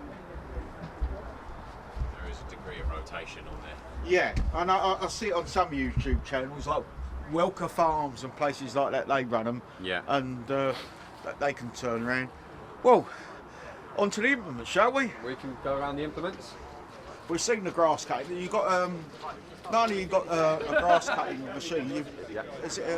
What's it called on the back of that? A conditioner. A conditioner. Exactly. So it fluffs it up basically. Yeah, essentially a conditioner it gives you 24 hours. You know, it brings that drying period forward 24 hours. Oh, does it? So if you need to So get it some fluffs grass, it all up and so it can dry quicker basically. Exactly. Yeah. Let's have a quick look at that then. I can see you've got arms that you can put it into. Into swaths, yeah. Yeah, swaths. Yeah, that's the thing.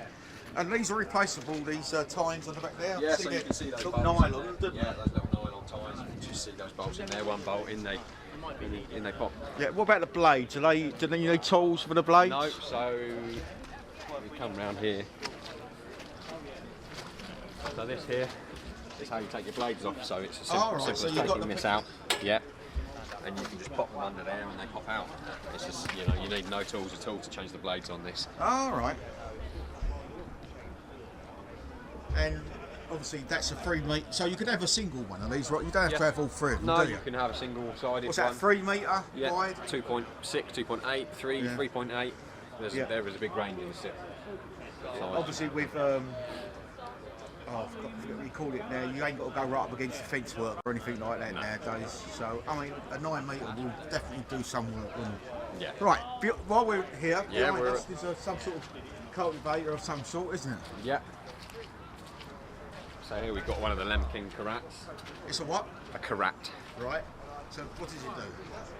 Well, so you've got your legs and your duckbill tines here. You've got a bit of a disc behind to break up any clods that the legs bring up, and then a packer roller to pack everything back down. So you'd leave a nice bed here to drill into. So a nice seed bed. So you start with your front legs, which lifts the soil yeah, up. exactly. Lifts any compaction Aids out. compaction. Like loosens all that up, then the discs behind it breaks all the big clogs up, Yep. as you would do with ploughing, and then you've got a roller on the back, which is 3 machines in one, really, isn't it? Yeah, essentially.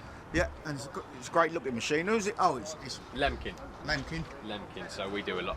We do a lot with Lemkin. Lemkin make a lot of different things, from sprayers to all different types of cultivators. So fantastic. I see the digger alongside us. Do you do the diggers as well? we do Hyundai diggers, yes. Oh, right. And we they're a do good mate, whole are range. they? Yeah, no, we've been very successful with them. I can't say they're my forte because I do ag. Yeah. And we have a different construction team to do them, but Yeah. we have a construction team, and we're portfolio machines, thwaites, dumpers, Hyundai diggers. Yep. You know, New Holland. Sorry, I'm just looking around. Let's have a one. You've got some more kit over there. Let's have a quick. I know I've got you for a little while, but you don't mind, do you? No, that's all right. So what we got here? A front and rear mounted flower mower, is it? Mower, exactly. So you can put that on the front of a tractor as well as the on rear. the front or the back, exactly.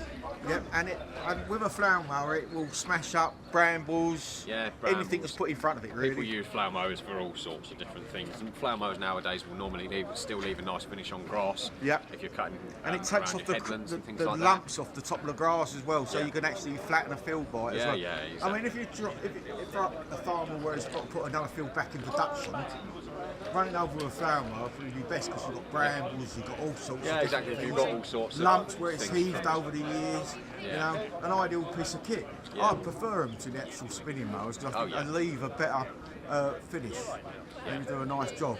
All right then. Well, who's that made by? So that's Massey. And obviously you're Yeah, we're You're main the main- dealers for Massey across all of our territory. fantastic. This piece of kit here, we've got a roller. Yeah, a that one they rolls. call it a Cambridge roll, don't they, or something? I think that, I don't know if we can call it a Cambridge roll or not. I think that Oh, might be a is brand that name. patented, is it? I think Cambridge it roll? might be, yes. Well, it's not a Cambridge roll. But it's mainly just after you've ploughed or something like that, or is it after seeding? This would be after seeding. After seeding. So some people will use it after combining to Yep. get a seed chit for any Ah, volunteers, okay. Yep. and then they can spray them off so they don't come through in the next year's crop. Yep. But mainly you'll use your rolls for, So for your seed. we don't after plough you drill. no more. We sometimes cultivate, but we direct drill now. Yep. So we direct drill. Now, would that follow a direct drill? Does Yep. it need to? That's up for debate, I suppose. Yep. Some farmers would and some farmers wouldn't. I would always be a rolling man because I've seen the difference when you don't. I'm from the old school as well. You've got to cultivate some sort of soil. I think you've got to prepare a nice seed bed. Oh, exactly. Yeah. And then roll it in and get the seed compact to stop the birds from nicking the seeds. Exactly that. Yeah. Well, that's your last and final bit. You got the. I know you said you're not really up to the telehandlers, but cab's nice. Loads of vision on the cab, isn't it? Yeah, well, being a 4.2 ton machine, you'd expect these to be quite large, but the case telehandlers are nice and compact. So the visibility in these is very good with these Very new good. cabs. Easy access. Yeah, nice big door, all glass, so the Yeah. visibility keeps the visibility. Is good. it half door as well, so you can have half open? Exactly that. So from the inside, you can open the half, although they're all aircon and climate control now. So it's there's not a lot of and need for a obviously all half your door. range, I mean, you do a lone lens system. Yep. Same with the telehandlers as well. Yeah, so you can put them out on demo. Yeah. Because not everyone don't know what equipment they need until they get No, into the exactly. So this particular one is our demo machine. Yep. It's coming back to the Ashford depot after this, and it is going to be going out on a few demos. So, fantastic. you know, that is. Well, you lend it to me, but I ain't got a big one. All right. Well, I appreciate your time. No, that's all right. And Thank your you very name much. is? Tom Wheatley. And you're from? I'm the area sales rep from Ashford. Thanks ever so much. Thank you ever so much. Appreciate it. Cheers. Bye-bye. See you later. Where's that Matt?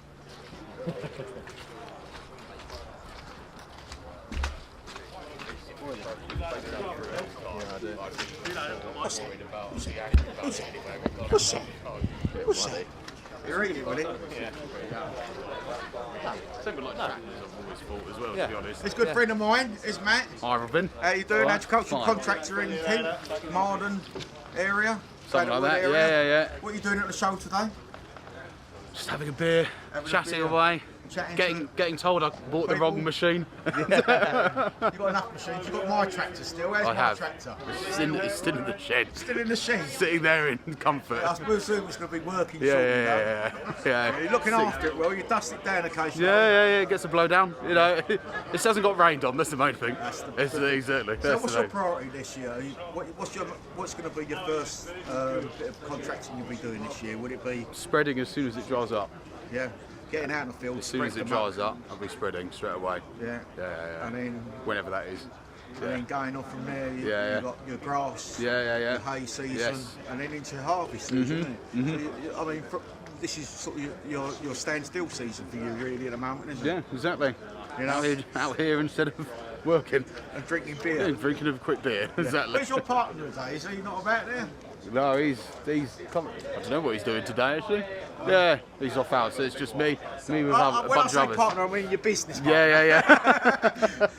Yeah, no, he's out today. He is old Steve, so.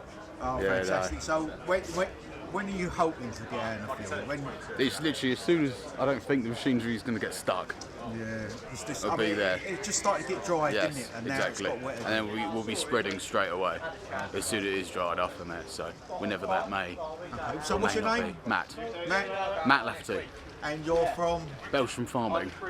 And you're agricultural contractor. You spread? Just spread it.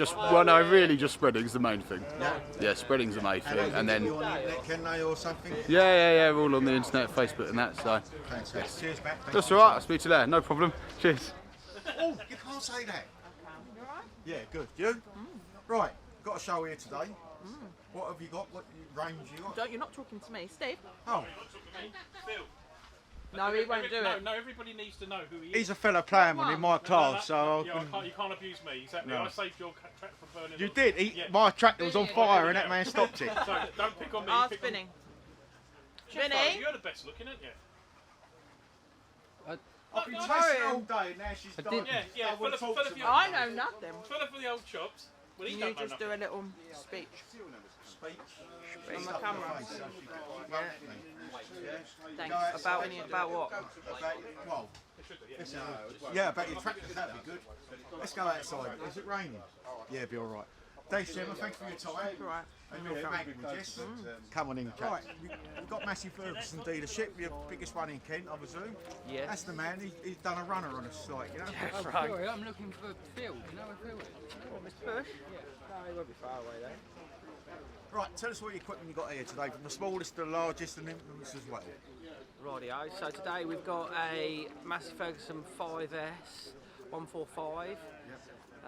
We've got one of the new telehandlers, an 8043. We've got an 8S 245. We've got an 8S 225. And then implement-wise, we've got a heaver, front cutter, and we've got a stealth as well. Right, show me your small ones, and then we'll grace your work up, shall we?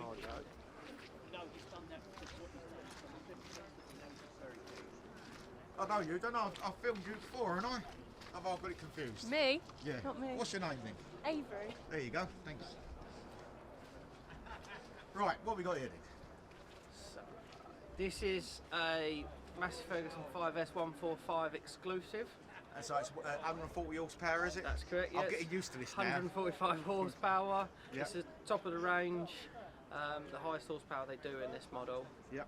Funny old wheels on them now, though, aren't they? The Massey Ferguson one. They've gone for like a disc type shaped wheel now, rather than a sack with holes in sort of thing, you know? Right. What is the purpose of that? It's just a solid rim. You Yep. can still have an adjustable rim on this tractor, but it seems to be what Massey Ferguson prefer. It's easier to clean. I suppose it would be. You can jet wash them down quickly, couldn't you? Absolutely, You yeah. ain't got no ins and outs, a little You bits don't and get all pieces. the dirt stuck in there. Yeah. I mean, it looks a bit weird, especially on the rear ones. I mean, you know, to me it looks a bit weird, but I suppose it's the future, isn't it? Everything's the future. It's what you're used to, I suppose, with the tractor. Obviously, this one is basically ideal livestock tractor of this size. Yep. Obviously, most tractors now have got AdBlue systems on it. Yep. But yeah, got all fully air conditioned cab and everything like that. Absolutely, yeah. And this is also fitted with a loader as well. Yeah, 4 loader on the front of it. That's it. FL 4121. Yep. So it makes it more versatile, doesn't it? Because a the lot of numbers farmers actually can't mean afford something. a telehandler as well. Behind us there's a telehandler, but Yes. some of the big farmers can have both of them, can't they? Yeah, so makes it very useful.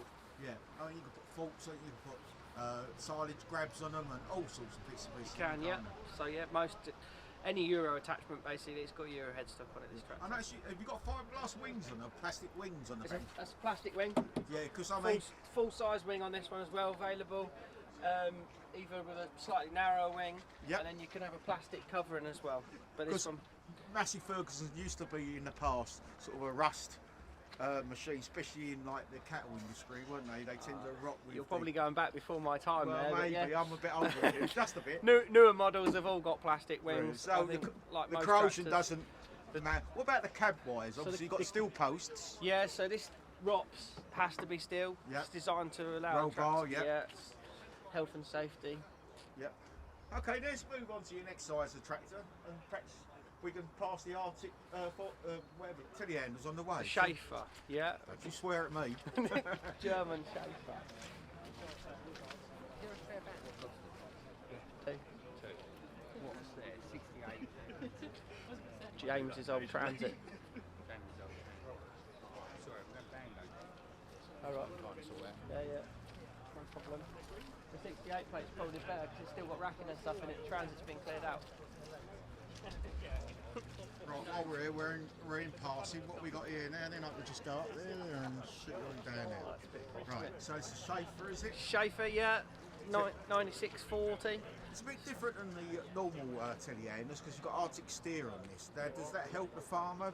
Is it better turning circles? So yeah, it's called a pivot steer machine. Right.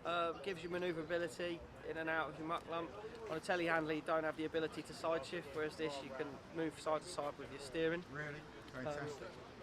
6 metres, 4 tonne lift. 4 tonne lift. Even on a small machine like that, you still get 4 tonne. Is that 4 tonne at It's fully not retractable? No, so you get 4 tonne at its maximum fully point, which retractable, is down and on the floor.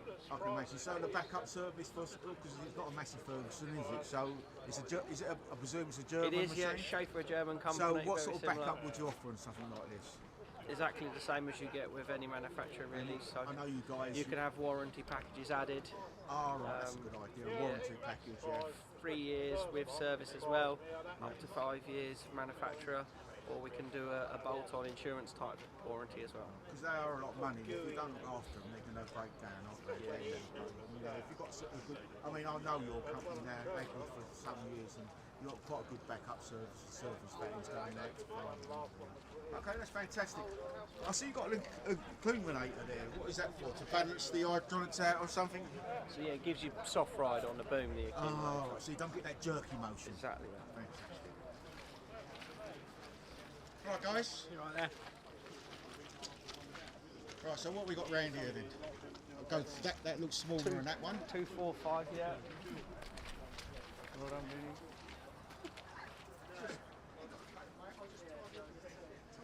It's all right. Everyone likes to chat off camera, don't they? But no, everyone likes to give it, but they don't want to talk on camera. So this is a Massey Ferguson 8S245. 245 horsepower. Exactly Oh, that. man, Yeah, lovely, you are. love- The numbers mean something on the bonnet again. 8 Series, 245 horsepower. I do like the colours, the red and the grey. I mean, it's, Yeah, so it's gone back to some of their traditional sort of Yeah, striping the grey. across the bonnet, which because it was people red will and be white, familiar wasn't with. it, for a little time? When now you're going back to the grey sort of colouring back in the 70s time, and even my old grey Fergusons. Yeah. Now we're going back to the T20s, you know. So it's I got was a only little bit. born like in the 80s, late 80s. Don't keep on putting it on. Don't keep on about how old I am, please. Right, so. New lighting on the front. I can see it's all LED lighting there, is it? All LEDs. So you've got powerful sort of. You ain't got to look around in the dark too much with them things. Have No, you? absolutely. You can have up to 16 lights on it. This is like your daytime running lights, so Yep. they'll be on all the time as soon as you put the key in Right. ignition. That seems to be a new health and safety law. You have got to have daylight running lights. And you haven't got a PTO on the front here. Is that an optional extra on something It's an like optional extra, yeah. You can take that weight block out of there and put Yep. PTO pack in. You've got your 3-point front linkage. Would that be more to carrying a weight round on the front? Because if you've got an heavy implement on the back, you need the weight on the front as well. Yep, so most people would carry a front weight block. Yep. but not every implement that you use needs a PTO, so you might have a front press with a drill on or something like that. Of course. Set couplers as well, so if you've got a folding implement, you can fold it up. Yeah. And you've got a light socket as well, obviously. Socket, yeah, because if you've got something big on the front of it, like a toolbox and a weight unit, you want the indicators on the front as well. Definitely. Okay, then. And it's I can see it's got some sort of dome on the top of it. Is that for? So it's got Trimble GPS guidance on this particular model. Right. So you can map the field out then, can you? Absolutely can, yeah. Very simply set your AB line. Yep. Takes about 5 punches of a button. You push your go button, travel forwards 10 metres. You've got an AB straight line that you can work off of. That's great because I mean, if you're overpassing, you're wasting a lot of seed and a lot of diesel, aren't you? Really. So you want to be as accurate as you can out in the field. And spool valves on this one. Yep. So electronic spool. Big old tractors, and you've got the tractor weights on there, I noticed as well on the passing. Got wheel weights, yes. Yeah, wheel weights. So spool valves on the back. We've got 4 on this one, have you? Oh no, 6. We've got 4, you can have up to 6. Right. And we've got hydraulic top link as well, which is running off your second spool.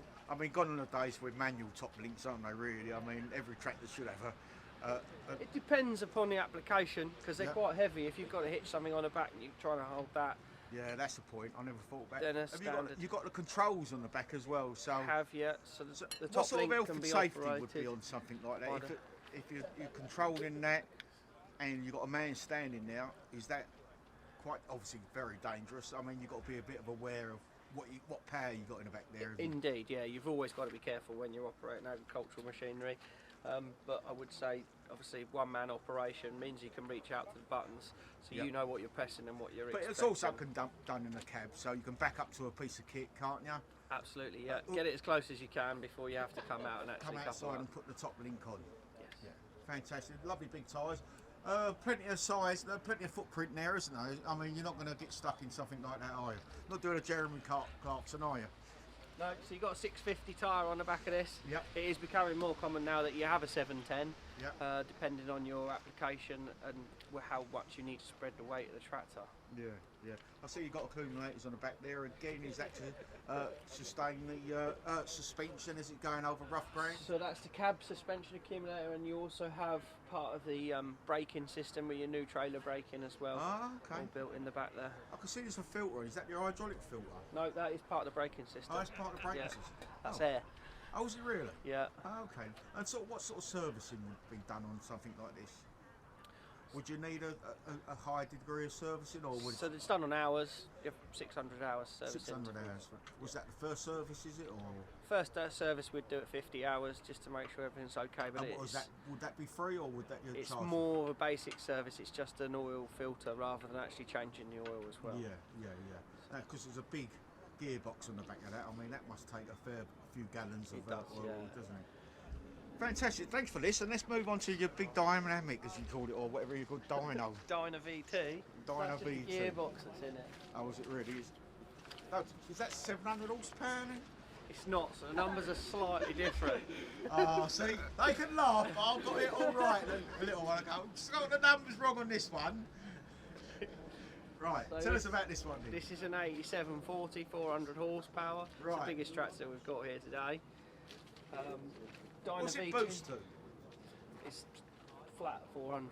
Flat 400, so it's no boost. No boost at that. You don't end. really need that sort of size of tractor, really, do you? The smaller ones of this range do give you boost, but the biggest one in the range you don't get any boost. Yeah. Dyna VT. And what's that mean then? That's your transmission. So it's variable transmission. That's what the VT stands for. Yeah. Air controlled climate controlled cab and everything. Does the seat swivel on this one, or is it? You do have a swivel seat, and it's an air seat as well for driver comfort. Yeah. If you're going over cultivated land, you want that suppression. You don't want to be bouncing up and down in the cab, do you? As we said, you've got cab suspension, you've got tyres, you set your tyre pressure to the right level, but then also just your suspended seat gives you the final little bit of comfort. I can see on the ground clearance on this, can you lift up the body off the tractor to make it better ground clearance, or is that's fixed? Do you do a tractor in your range that you can sort of lower or higher the distance? No, you don't? Not something that tractors tend to do. No, I was just thinking if you've got like roll crop tyres on it and you want to go over road crops, basically. Road crop, yeah. Yeah, so you need a If you higher change the tractor. tyre, yeah, you could. But that is done through the depth of the tyre more Yeah. than it's done through the machine through itself. The machine, yeah. Okay then. Well, thanks for doing the tractors. Let's just do your implement bits and pieces, and I'll thank you for the day's work. Are you going to send this to us before it comes out? No. It just goes you're out. just going to edit it. Yeah, I'm just going to edit it and shove it on there. So this is a disc cultivator. It's got ripping teeth as well. It's not a disc cultivator. This is what they call Heaver Stealth. So Right. it's designed to get your drainage into your soil. Can also be used in grassland as well. Low disturbance, low tine. 15mm base on there, just to pull through nice and quick. Nice big depth tines on there. Break off shear bolt and a packer roller on the back. So what sort of depth can you go with them tines then? It's got 5 settings on the front there. I presume it's sort of 5 inches or so, or not inches. I think it'd it's be 500 mil or I something. think it's slightly more than that, but yeah, you've got your 5 settings. I don't know exactly what it is off the top of my head. Yeah, so you only need, what, 2 spool valves for this to control this, to lift it up and down here or something? Yeah, so you've got the one ram. For the ram at the back, yeah. It's double acting, that gives you your pressure onto your packer roller. Yeah, to pack it back down after you've chewed it all up. Yeah. Fantastic, and right next to it we've got another little shifter, or what is it? Schaefer. It's just a slightly smaller version, the 3650. Yep.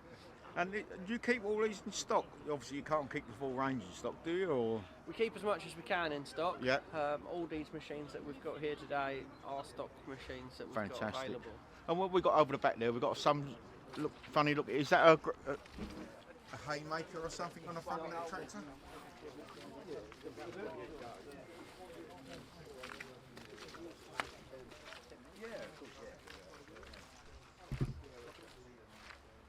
This is a Heaver 4-metre top cutter. It's designed to run through standing crop where you're not using your pesticides and your chemicals and spraying it off. So it's actually designed to cut the crop and then put it back into the ground. Oh right. Oh, I see. Because I was looking at it thinking that ain't for haymaking or anything like that, is it? Not. No, some people mistake it for a mower. It's more of a stubble cleaner, really, isn't it? You can see that the blades are actually there. Yeah, like a conventional lawnmower, really, isn't it? Sort of thing, really. Not quite, but Not you know quite, what I'm saying. but I suppose the principle is similar. So what you run it in the field after harvest, before you direct drill, and you clean off the surface of the Yes, you grass. can run it through cover crop or you can run it through stubble. Yeah, cover crop, obviously. Yeah. Just to decimate it basically and try and get the nutrient back into And the would ground. would that go through the soil as well? Because you're going to kick up a lot of stones, would you, or something like that? It does affect the top of the soil, but you're not trying to disturb the soil with it. It is more about breaking the crop up. Oh, so you would set a depth up to it before you So start. that basically, as you see it sat on the front of the tractor there, that's how you would run it through. And you, obviously it lifts up both sides, does it? Folds For up for transport, yep, so it's then narrower than the tractor so that you don't obscure the visibility from the cab. Now there's a big bit of kit on the front of that tractor there. Would you have to have weights on the back of your tractor to cover it, or? Not necessarily, no. You'll see that we have got weight on the back of this, but that's normally the weight that's on the front of the tractor. Yeah. But because it's one of our demonstrator tractors, we've just kept the weight with it by putting it on the rear linkage. So you don't need to actually have added weights on the front of it? Not Okay. with this implement. Well, I appreciate your time, and your name You're is? welcome. I'm Vinny. Vinny Copper. And you're? I'm the area salesman for Sussex and Surrey. Edwards, obviously. Thanks for your time. Appreciate it. Cheers, Take mate. care. You mean no?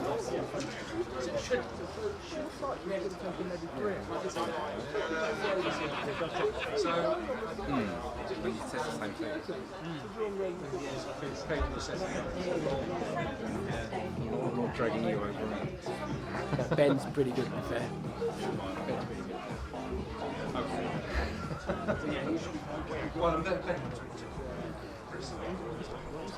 Good afternoon, guys. Yes, all right. You all right? Why are you standing here? You might as well talk to me while I'm waiting for my coffee to come past. Are you Is it filming now? No, it's not filming now. Is it not? No, not at all. Not at all. So what, are you a customer of Crawford's, are you? Yeah, we're customers, yeah. Have you got a large farm yourself? We've got about 300 acres in East Sussex. We do 6,000 traditional reared turkeys every year. Oh, right. Yeah. So it's a bit different from, I've been speaking to arable farmers today, and beef cattle and one thing and another, and even dairy, but now turkeys. Turkeys, yeah. Whereabouts are you based in? Horham, East Sussex. Or I don't know it myself, but I probably do. So what do you buy them? Day-old chicks or Day-old something? chicks. Yeah. Is that my one? Thank you very much, Ashley. Day-old chicks, and then you bring them on, and then Christmas time you top their heads off. Yeah, pretty much. Yeah. I'm not going to get vegans to come after me now. It's not on. What are you worried about? It's not on, is it? Yeah. So you've been in the. Is it how many decades has it been in the family, or is it a third generation? 50 years. Really? Since 1950. Yeah. So sort of like 4 generations, perhaps. 4 generations. 3 generations. So is this dead? No. No, you don't work for him. I work for him, but, do you work for him? I'm not dead. Oh, you're not dead? No, he's not dead. He's not that old. Thanks, mate. I don't know whether to take that as a compliment or not. No? Don't disappear on me. I'll still talk to you. So what sort of turkeys do you do on such? Because there's 2 different varieties, the white turkey and the brown. 4-legged turkeys. I've got weight on the front. I know you're lying there. 4-legged turkey. Behave now. So, where do you house them, what's that, or do they free range? Or? Yeah, and some of them free range, some of them in sheds on straw. So yeah. All right. Well, I appreciate your time chatting to me. No Your worries. name is again? Jack Sheffield. From what farm are you? Ford Farm. Ford's Farm in Vines Cross. Fantastic. Thanks a lot for your time. I'll turn it on there. Right, we're here with Graham again, and you've got quite a spread of tractors and implements with us today. You've got some big spraying piece of kit here. Can you show us around there? The Rogator, yes, certainly. Rogator, is that what it's called? Yes. Now you're Graham of Crawford's tractors, is it? Or Ag? Crawford Ag? RWC Crawford's Machinery Limited. Right, thank you very much. So now, yeah, the Rogator 6.5. Rogator 6.5. Now, is it because how many metres of spray can it do? Well, it's 35 metre booms. 30 for cough liner. So pretty impressive machine. This one actually is sold. It's going off to its new home tonight. Really? Is it to a contractor? It won't be to a farm, surely. It's to a farm, yes. No, really? Yeah. It's gone off to a farm tonight. So the young operator will be coming to collect this about 4 o'clock, and it'll go on to its new home. So yes, most of the equipment here is actually sold. Oh, that's a good thing, yeah. So that's going to be the challenge for this coming year, is getting equipment. We're selling a lot of kit, even the Isuzu trucks and the Can-Ams. Again, worldwide, I think it's going to be a challenge for everybody to get enough stock.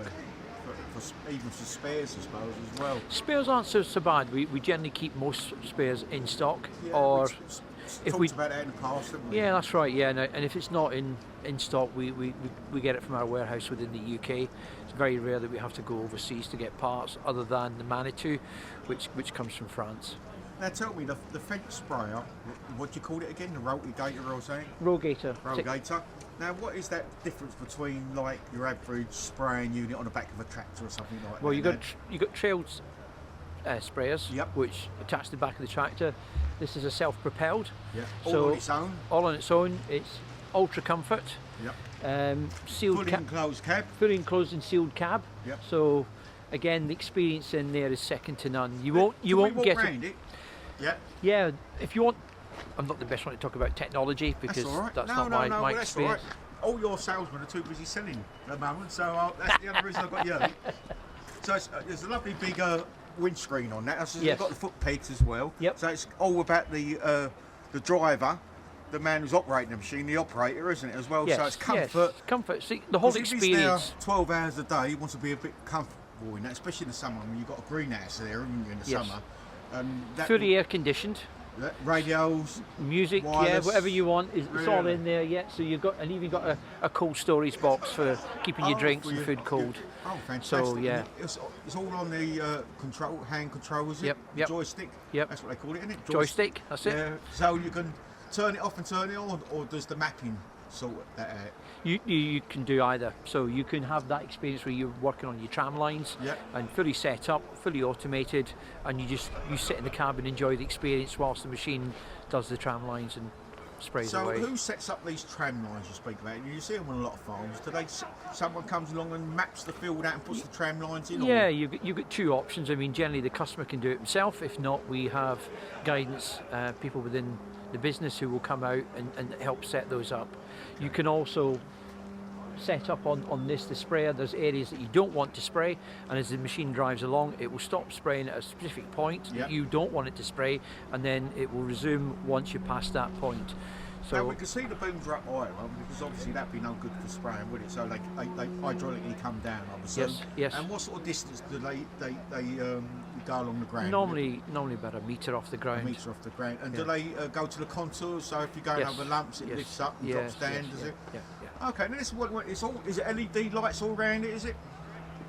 I don't know. No, I'm not the salesman. Come on, Graham.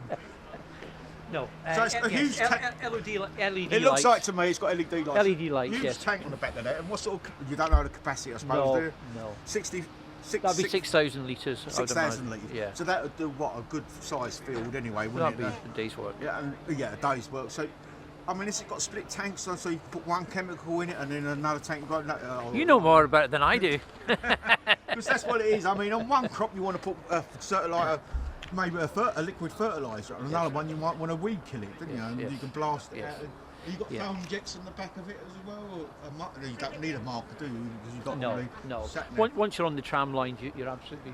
And again, the whole thing rises up. So again, depending on what field you're in, you can raise the whole cab up, so that it doesn't hit your crop. Oh, so so if you've got a tall crop, you can adjust it all up to suit. Yeah. So you're not doing damage as well. No, exactly. So it's minimising your crop damage, but maximising your spray.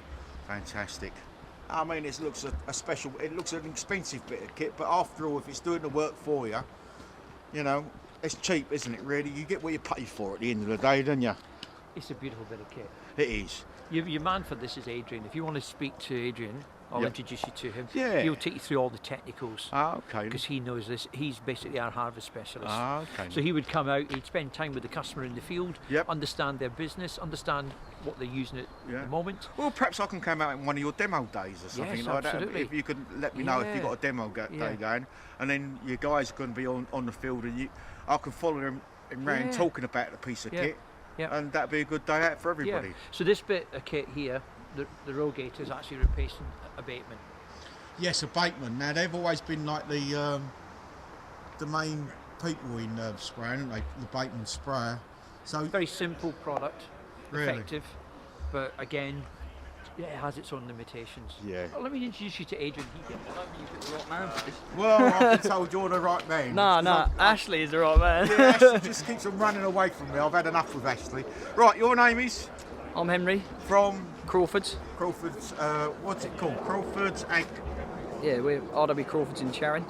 That's it, fantastic. Now you've got Fendt tractors here, you've got vulture tractors here, you've got sprayers, you've got Can-Ams, you've got pickups, you've got all sorts of bits and pieces. Just we're not going to spend an hour, but let's just do a quick walk round and tell me what you got and how you're going to use it. You've got a small, what's that, 75 horsepower tractor there, is it? Yes, it's 120 horsepower, front loader. I can never get it right. I'll read the numbers on the front of the machine and get it right, I'll read the numbers and get it wrong. So it's 120 horsepower. So you're generally looking on the back end, so you've got 160, a 200 and then a 6,000 litre Fendt rogator at the back. Right. These tractors can range for all sorts of different purposes, livestock farmers, small arable farmers. Yeah. But so this would be, what, livestock mainly, would it be? I mean, because it's got a four-loader on the front exactly, of it? I mean, people that are doing hay and straw, they might need a front loader.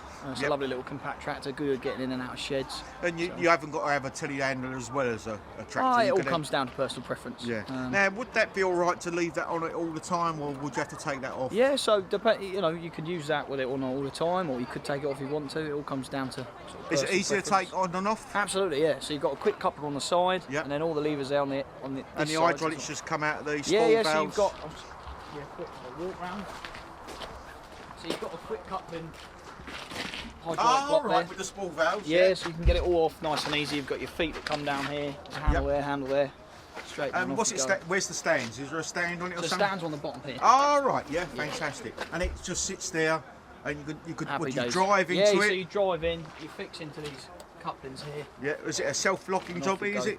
Yeah, so as you drive in, that will lock in, yeah. Oh, fantastic. And this, as you say, that suits this type of size tractor. And obviously you can have forks on the front of that, or you can have whatever you want silage cutters. On the front. Yeah, so provided it's got the Euro headstock, you can have whatever you want. And you can also get a loader in this model and that model, yeah. So. Oh, fantastic. Stop going round in circles, it's making me dizzy. You've confused me now, going round in circles. Right, yeah, so you can have a four-loader on this one as well as that one. Absolutely. And you could drive in and out, quick couplings, everything's all tickety-boo, yeah? Fantastic. Definitely. Forks on it, silage Bucket cutter on on the front of it. Whatever you Perfect. What sort of load would that lift up? Would it, say, take a 1 ton bag? Yeah, that took a ton bag, yeah. You're asking the wrong man, yeah. So if you want to lift stop walking out of shot as well. So if you want to unload a trailer with, say, chemicals or anything like that, you're quite happy. You'll be well away. Yeah? Because, I mean, you know, you look at these bags of fertiliser and you've got to unload them or even load them into a spreader. You want something that's right. Absolutely, and yeah. that would do a 1 ton bag. Yeah, oh, easily, yeah. Fantastic. Let's move on then, as you keep them going round. I'm spinning round. Spinning round, mate. You're pointing to it. Right, so we've got a 516 Vero. What's that all about then? So the Vero gearbox is an automatically changing gearbox. It's all done on the foot throttle. You can do it on the hand joystick inside. Yeah. Just make it ease of access, ease of use, so you haven't got to circulate through the gears. Oh, right. So is that easier on a gearbox, would you say? Yeah, well, it's certainly going to be better for the gearbox health, that's for sure. But Yeah. also, it's just going to be getting a better gear ratio when you're working. A smoother drive? And a smoother drive, yeah. Yeah, and I can see, I've spoke to Graham already, he said most of the cab, well, all the cabs are climate control now. Absolutely, yes. And You've got air conditioning, Bluetooth radio, lovely have you? comfortable seat, yeah. So you can link your phone in the cab, could you? Yep, so that hands-free. seems to be a big thing. If you're out in the field and you've got sat-nav, you want to sit back and say, look at my YouTube channel, don't you? Absolutely, yeah. You know? If you're an internet sensation, yeah. So it's quite handy, and you know, if you're working, you don't want to be holding a phone to your ear for legal reasons and safety reasons. No, that's so you right. Can And obviously... you've got a buddy, is it a buddy, they call it a buddy so seat you've got there? the passenger seat there, which is also nice and comfortable and cushioned there. Yeah. Do you have, I mean, like Graham was saying, he's got a cool box on the cultivator or something, is it? Yeah, so you can spec in some of the tractors a fridge in them, but there's also a pre-setted cool box on the side, so obviously your sarnies don't get too warm, water yeah. and that sort of thing Yeah, in exactly. there. Oh, fantastic. Right, great. The front linkage on this one, has it got a PTO? So this one hasn't got a front PTO, but you can have the option of it. This one's just got front linkage and 2 front spools, but obviously you can have 4. You've got a top link here, electric plug. Well, that's good. Like I said before, if you're carrying a box and a toolbox and weights and everything on it, you've got all the power you need for it. You can plug your lights Absolutely. in, your indications and all that. You're well away. You're telling people you're on your way. And it's got LED lights and everything, Yeah, is it? yeah, so it's got LED lights, which are great for extra visibility in the field. Well, not only that, for maintenance-wise, you ain't got to change them if a bulb goes down, because they do dim the old filament bulbs, don't they? They Yeah, dim absolutely. down. And you've also got that bit more economic on the old battery, I think. Yeah, yeah. Now, you say about economics on a tractor this size. Now, obviously, it has a full tank of diesel for a day's work, is it? I think it depends on generally what you're doing. Fence are renowned for good fuel efficiency. Yep. But again, it comes down to what jobs you're doing as to how much fuel you're going to be using. Yep. But certainly Fence would be up there with the market leaders on sort of terms of fuel efficiency. And Well, if you're paying that sort of money, you want to be the best in the market, don't you? quite, Really? and you want something which is going to be comfortable and cheap to run as well, you know? Exactly. Right then, let's move on to the 720 then. So the 720 again, coming up slightly from the 516, a slightly bigger 200 horsepower tractor. Yep. This is So this is more for the arable side, is yeah, it? absolutely. So this is a great little tractor. It's a nice compact tractor, nice and light. Again, very good on fuel efficiency, but again condensed in size, so you're not putting Yeah, it's a loads short of wheelbase, isn't it? It looks quite, like a short. yeah, and you've obviously got, you know, general overall size. You've got a smaller bonnet. Quite a good roomy cab, but not too big. Yeah, yeah. You want space, as we spoke Yeah, before. like You want comfort, don't you? inside, but yeah, generally quite a good compact tractor. You're not going to be burning loads of weight on the ground, which is good for compaction. Yeah. But ultimately, Nice you're big getting wide tyres. Yeah. yeah, and you're getting the horsepower you need for the jobs you're doing. So Yeah, I see it's got a buddy seat in it again. again, yeah. It is a Vero, so I can Yeah, see that. So same it's all thing full. again, yeah. Let's have a walk around the back of it and show us the spool valves and the linkages on the back there. All could be controlled outside as well as inside, I can see. Yeah, so a lovely nice feature about a Fendt is obviously you've got your countersunk controls on the back, which are obviously built into the mudguard. And with a plastic mudguard as well, we won't rot again. Yeah, again, yes, and it's obviously nice and light, which adds to that lightweight effect of the compact tractor. Gotcha. So this one has got a lovely collection of Crawford's cups Yeah, there, I which is see also that, a good yeah. little addition. Yeah, You've got this it happens. Euro pickup hitch, so you can have Euro pickup hitch or Oh, standard. that's a weird one, isn't it? It's not just a drawbar then, it's... Yeah, so this is designed for the European market, so this slides up and down. Okay. You've got your push-out hitch, your link arms, 4 spools here, your air brakes and couplings, your outlets here. Well, I'm a bit confused like that because the drawbars normally come out and you can pick the hook up to the trader or and then put it back again, but you can't on that one. You one. can still do it with this one. You can? But this is just the bracket mounts, obviously, which is a European design. Right, so you still can sort of bring the drawbar out, can you? Yeah, definitely. Oh, okay, and you obviously lower it down for a trader and one thing. Got it. Fantastic. It's a lovely looking tractor, I can't find. Right, then Graham said he don't know nothing about this, but he's given me a brief description so you can tell me, and it's sold apparently, isn't it? This is sold indeed, yeah. So this is one of our Rogator sprayers, which is a self-propelled sprayer. This one's got a 36 metre boom. You've got your couplings on the back there. It's a 6,000 litre tank. Yep. You've got your four-wheel drive. Now is it a split tank? Now can you, from say, go in one field and spray a particular crop and then go in the next field and spray something different? Yeah, but you'd have to change the chemicals, so you'd have to do you ain't tank got a washing. split tank, so you ain't got 2 or 3 tanks on the back. You're asking him, I think I asked probably ages Oh, about it's that. great. And he said he don't I'm not sure, but... No, I mean, because after all, if you're going on one field and it's got, I don't know, let's say barley on it, so you're putting a different chemical on that than the wheat field. Yeah, next I door. think generally if you're, depending on your spray applications and timings, obviously you time in and work out and calculate what sprays you're going to be using. Gotcha. And then you'll obviously so you'll have your freshwater tank, which obviously then mixes with your chemical, and then what you spray out. Oh, so you don't do a keep tank the wash. made up chemical, it does it as it Yeah, goes so you have the made up chemical in there, Oh, but right, obviously you bring it out and then you'll add the straight chemical, and then make it to the desired. Okay. Now I see you got washing facilities on board, so if you've got any spillages or anything like that. Yep, so you've obviously got your 2 hoses that not even done. Alright, so you can rinse down So things. you go for rinsing down. If you're leaving a field, you don't want to you want to spray the tyres down. Absolutely, can't you? yeah, you can give it a bit And of you wash. can lift up the suspensions. Yeah, so there's 2 ride heights. There's obviously a low and a high ride height. That's obviously depending on the crop you're A, spraying, and B, the time of year. So obviously if you're spraying Rake or it's getting on in the year and you want to be above ground, obviously you can adjust that. Fantastic. And round here, I noticed you've got a wash basin as well, haven't you? All tucked away. Oh, is it the other side, is it? So if he gets it on his hands without his gloves, you can always wash down. Yeah, so... I'm glad you're doing it, not me. And it's sold. I'll leave it if it's sold, don't worry. If it's in there, it's in there. We'll take it as read it's in there. Alright then. So you've got your wash basin and mix out in there. Okay, now we move on to your Fendt implements I can see in front of us. So we've got a Teddy, it's called This is a Teddy. single row rake. Single row rake. Single rotor rake. So the reason it's called a single rotor rake is quite simple. It's one rotor on a rake. Okay, so that's good for the. So this is good for turning hay, straw, and for the smaller farmer, perhaps not for mainly the contractor with them great big. Yeah, I mean these can be used in multiple different tasks. If you're turning wet straw, you can turn over and big arable farmer can use that to get his straw dry.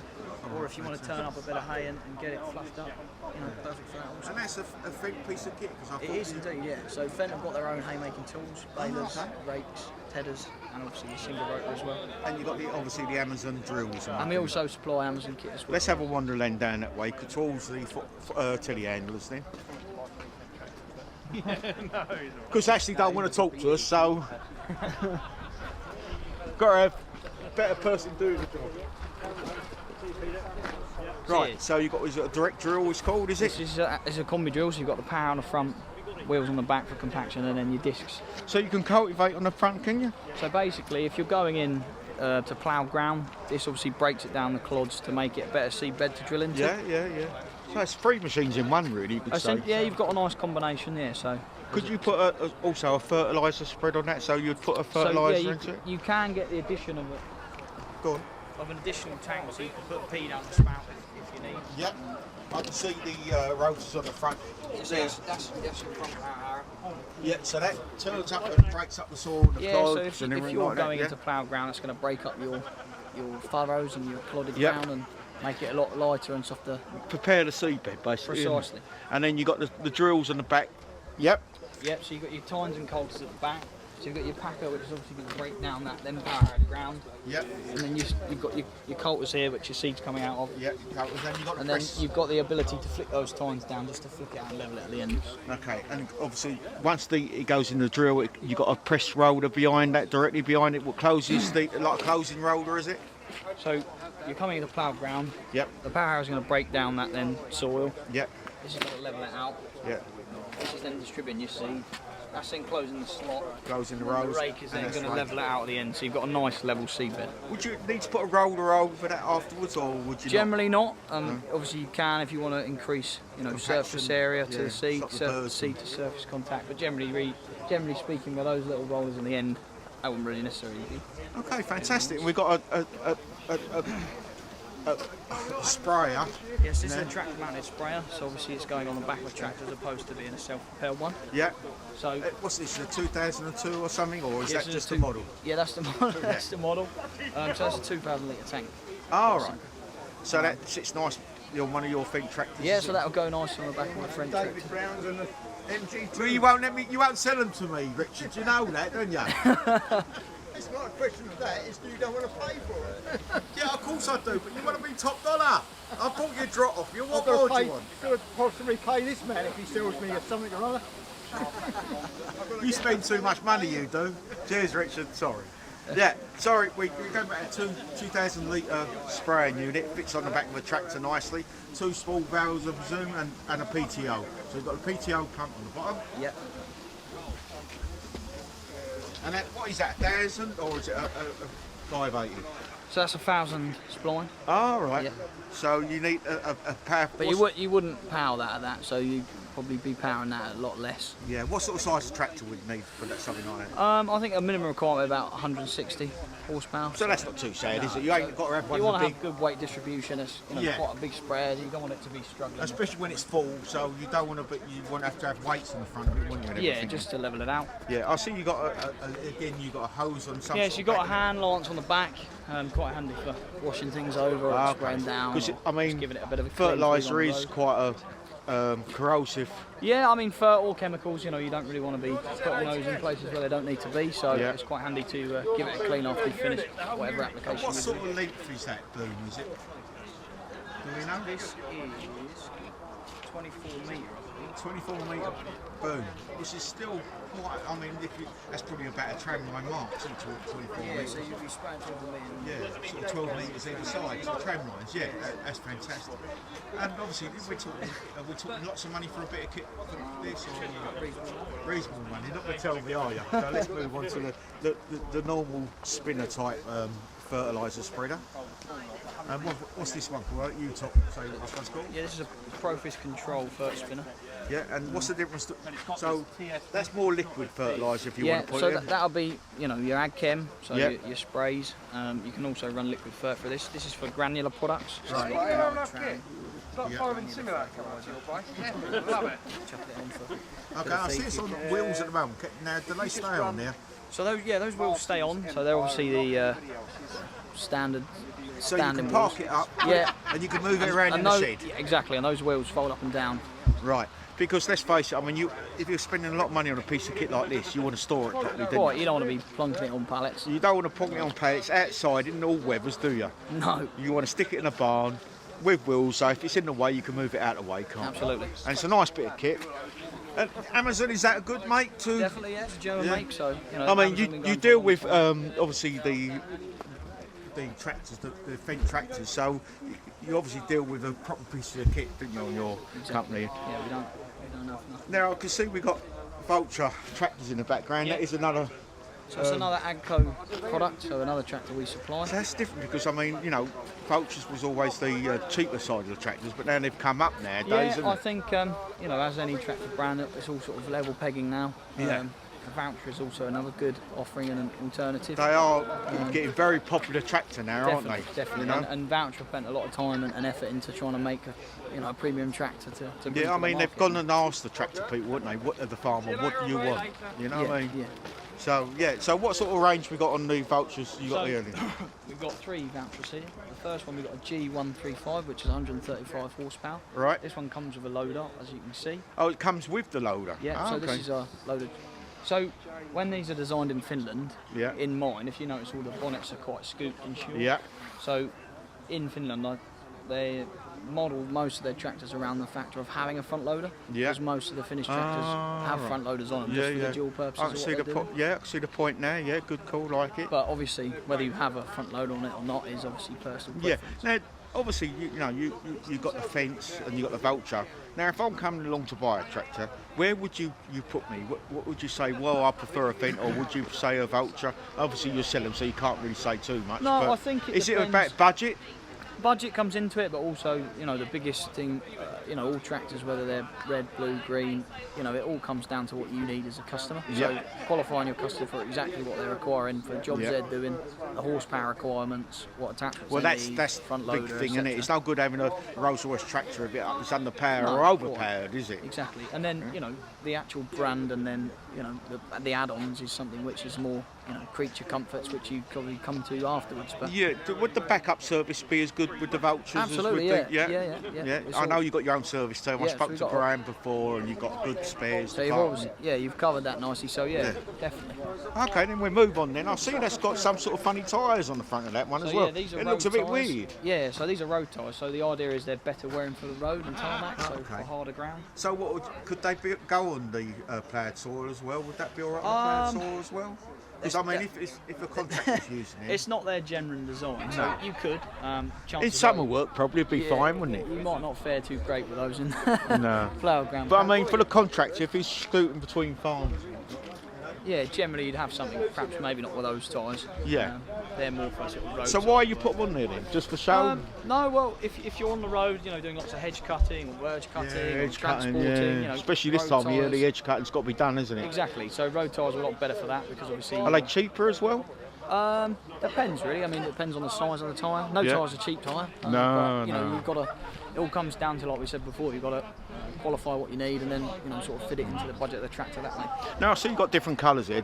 Does a farmer say to you, I want a red one, or a blue one, or a green one? Yeah, I mean, obviously, as we say, that comes into the next part of when you've chose the tractor you want, and the beautiful thing about a voucher is you can sort of choose what colour within the colour range that you've like got. a Fendt, you've got a green tractor. Yeah, I mean, they do. New Holland, you've got a blue tractor. Green, you've got John Deere. Exactly, and Fendt do have a black offering. Okay. It's not as common, and they like to keep it that way, just so that they're a bit more rare and a bit more special. But vouchers, there's a lot more options to change colour. Right, fantastic. And is this your biggest in your range? No, so we do an S series, so that would be bigger than that. That's sort of circa 300 horsepower tractor. Right. But this is a 215 horsepower. Well, there you go, end of another video. Thanks for coming along. Let me just wipe that screen. That's better. Right, there you go. End of a show. I've done everything now. I'm going to do an inside and outside video. Just having a drink for one of the dealers here. Give me a drink, wet me whistle. Hope you enjoyed the two videos. It's going to be a part 1 and a part 2. Now, you know, one's going to be inside, I think, and then the outside. We'll see how we get on, because I've been filming all day long, so there's quite a lot of footage done. There might even be a part 3, you never know. Hopefully. So, thanks for coming along. I hope you've enjoyed it. And if you haven't done already, think about subscribing to the channel. It don't cost you a penny. It makes the channel more popular. All about the green stuff. We like the countryside. You know, from every aspect, we should keep the countryside. So, thanks again for coming along. And don't forget to like, share and comment. Cheerio for now.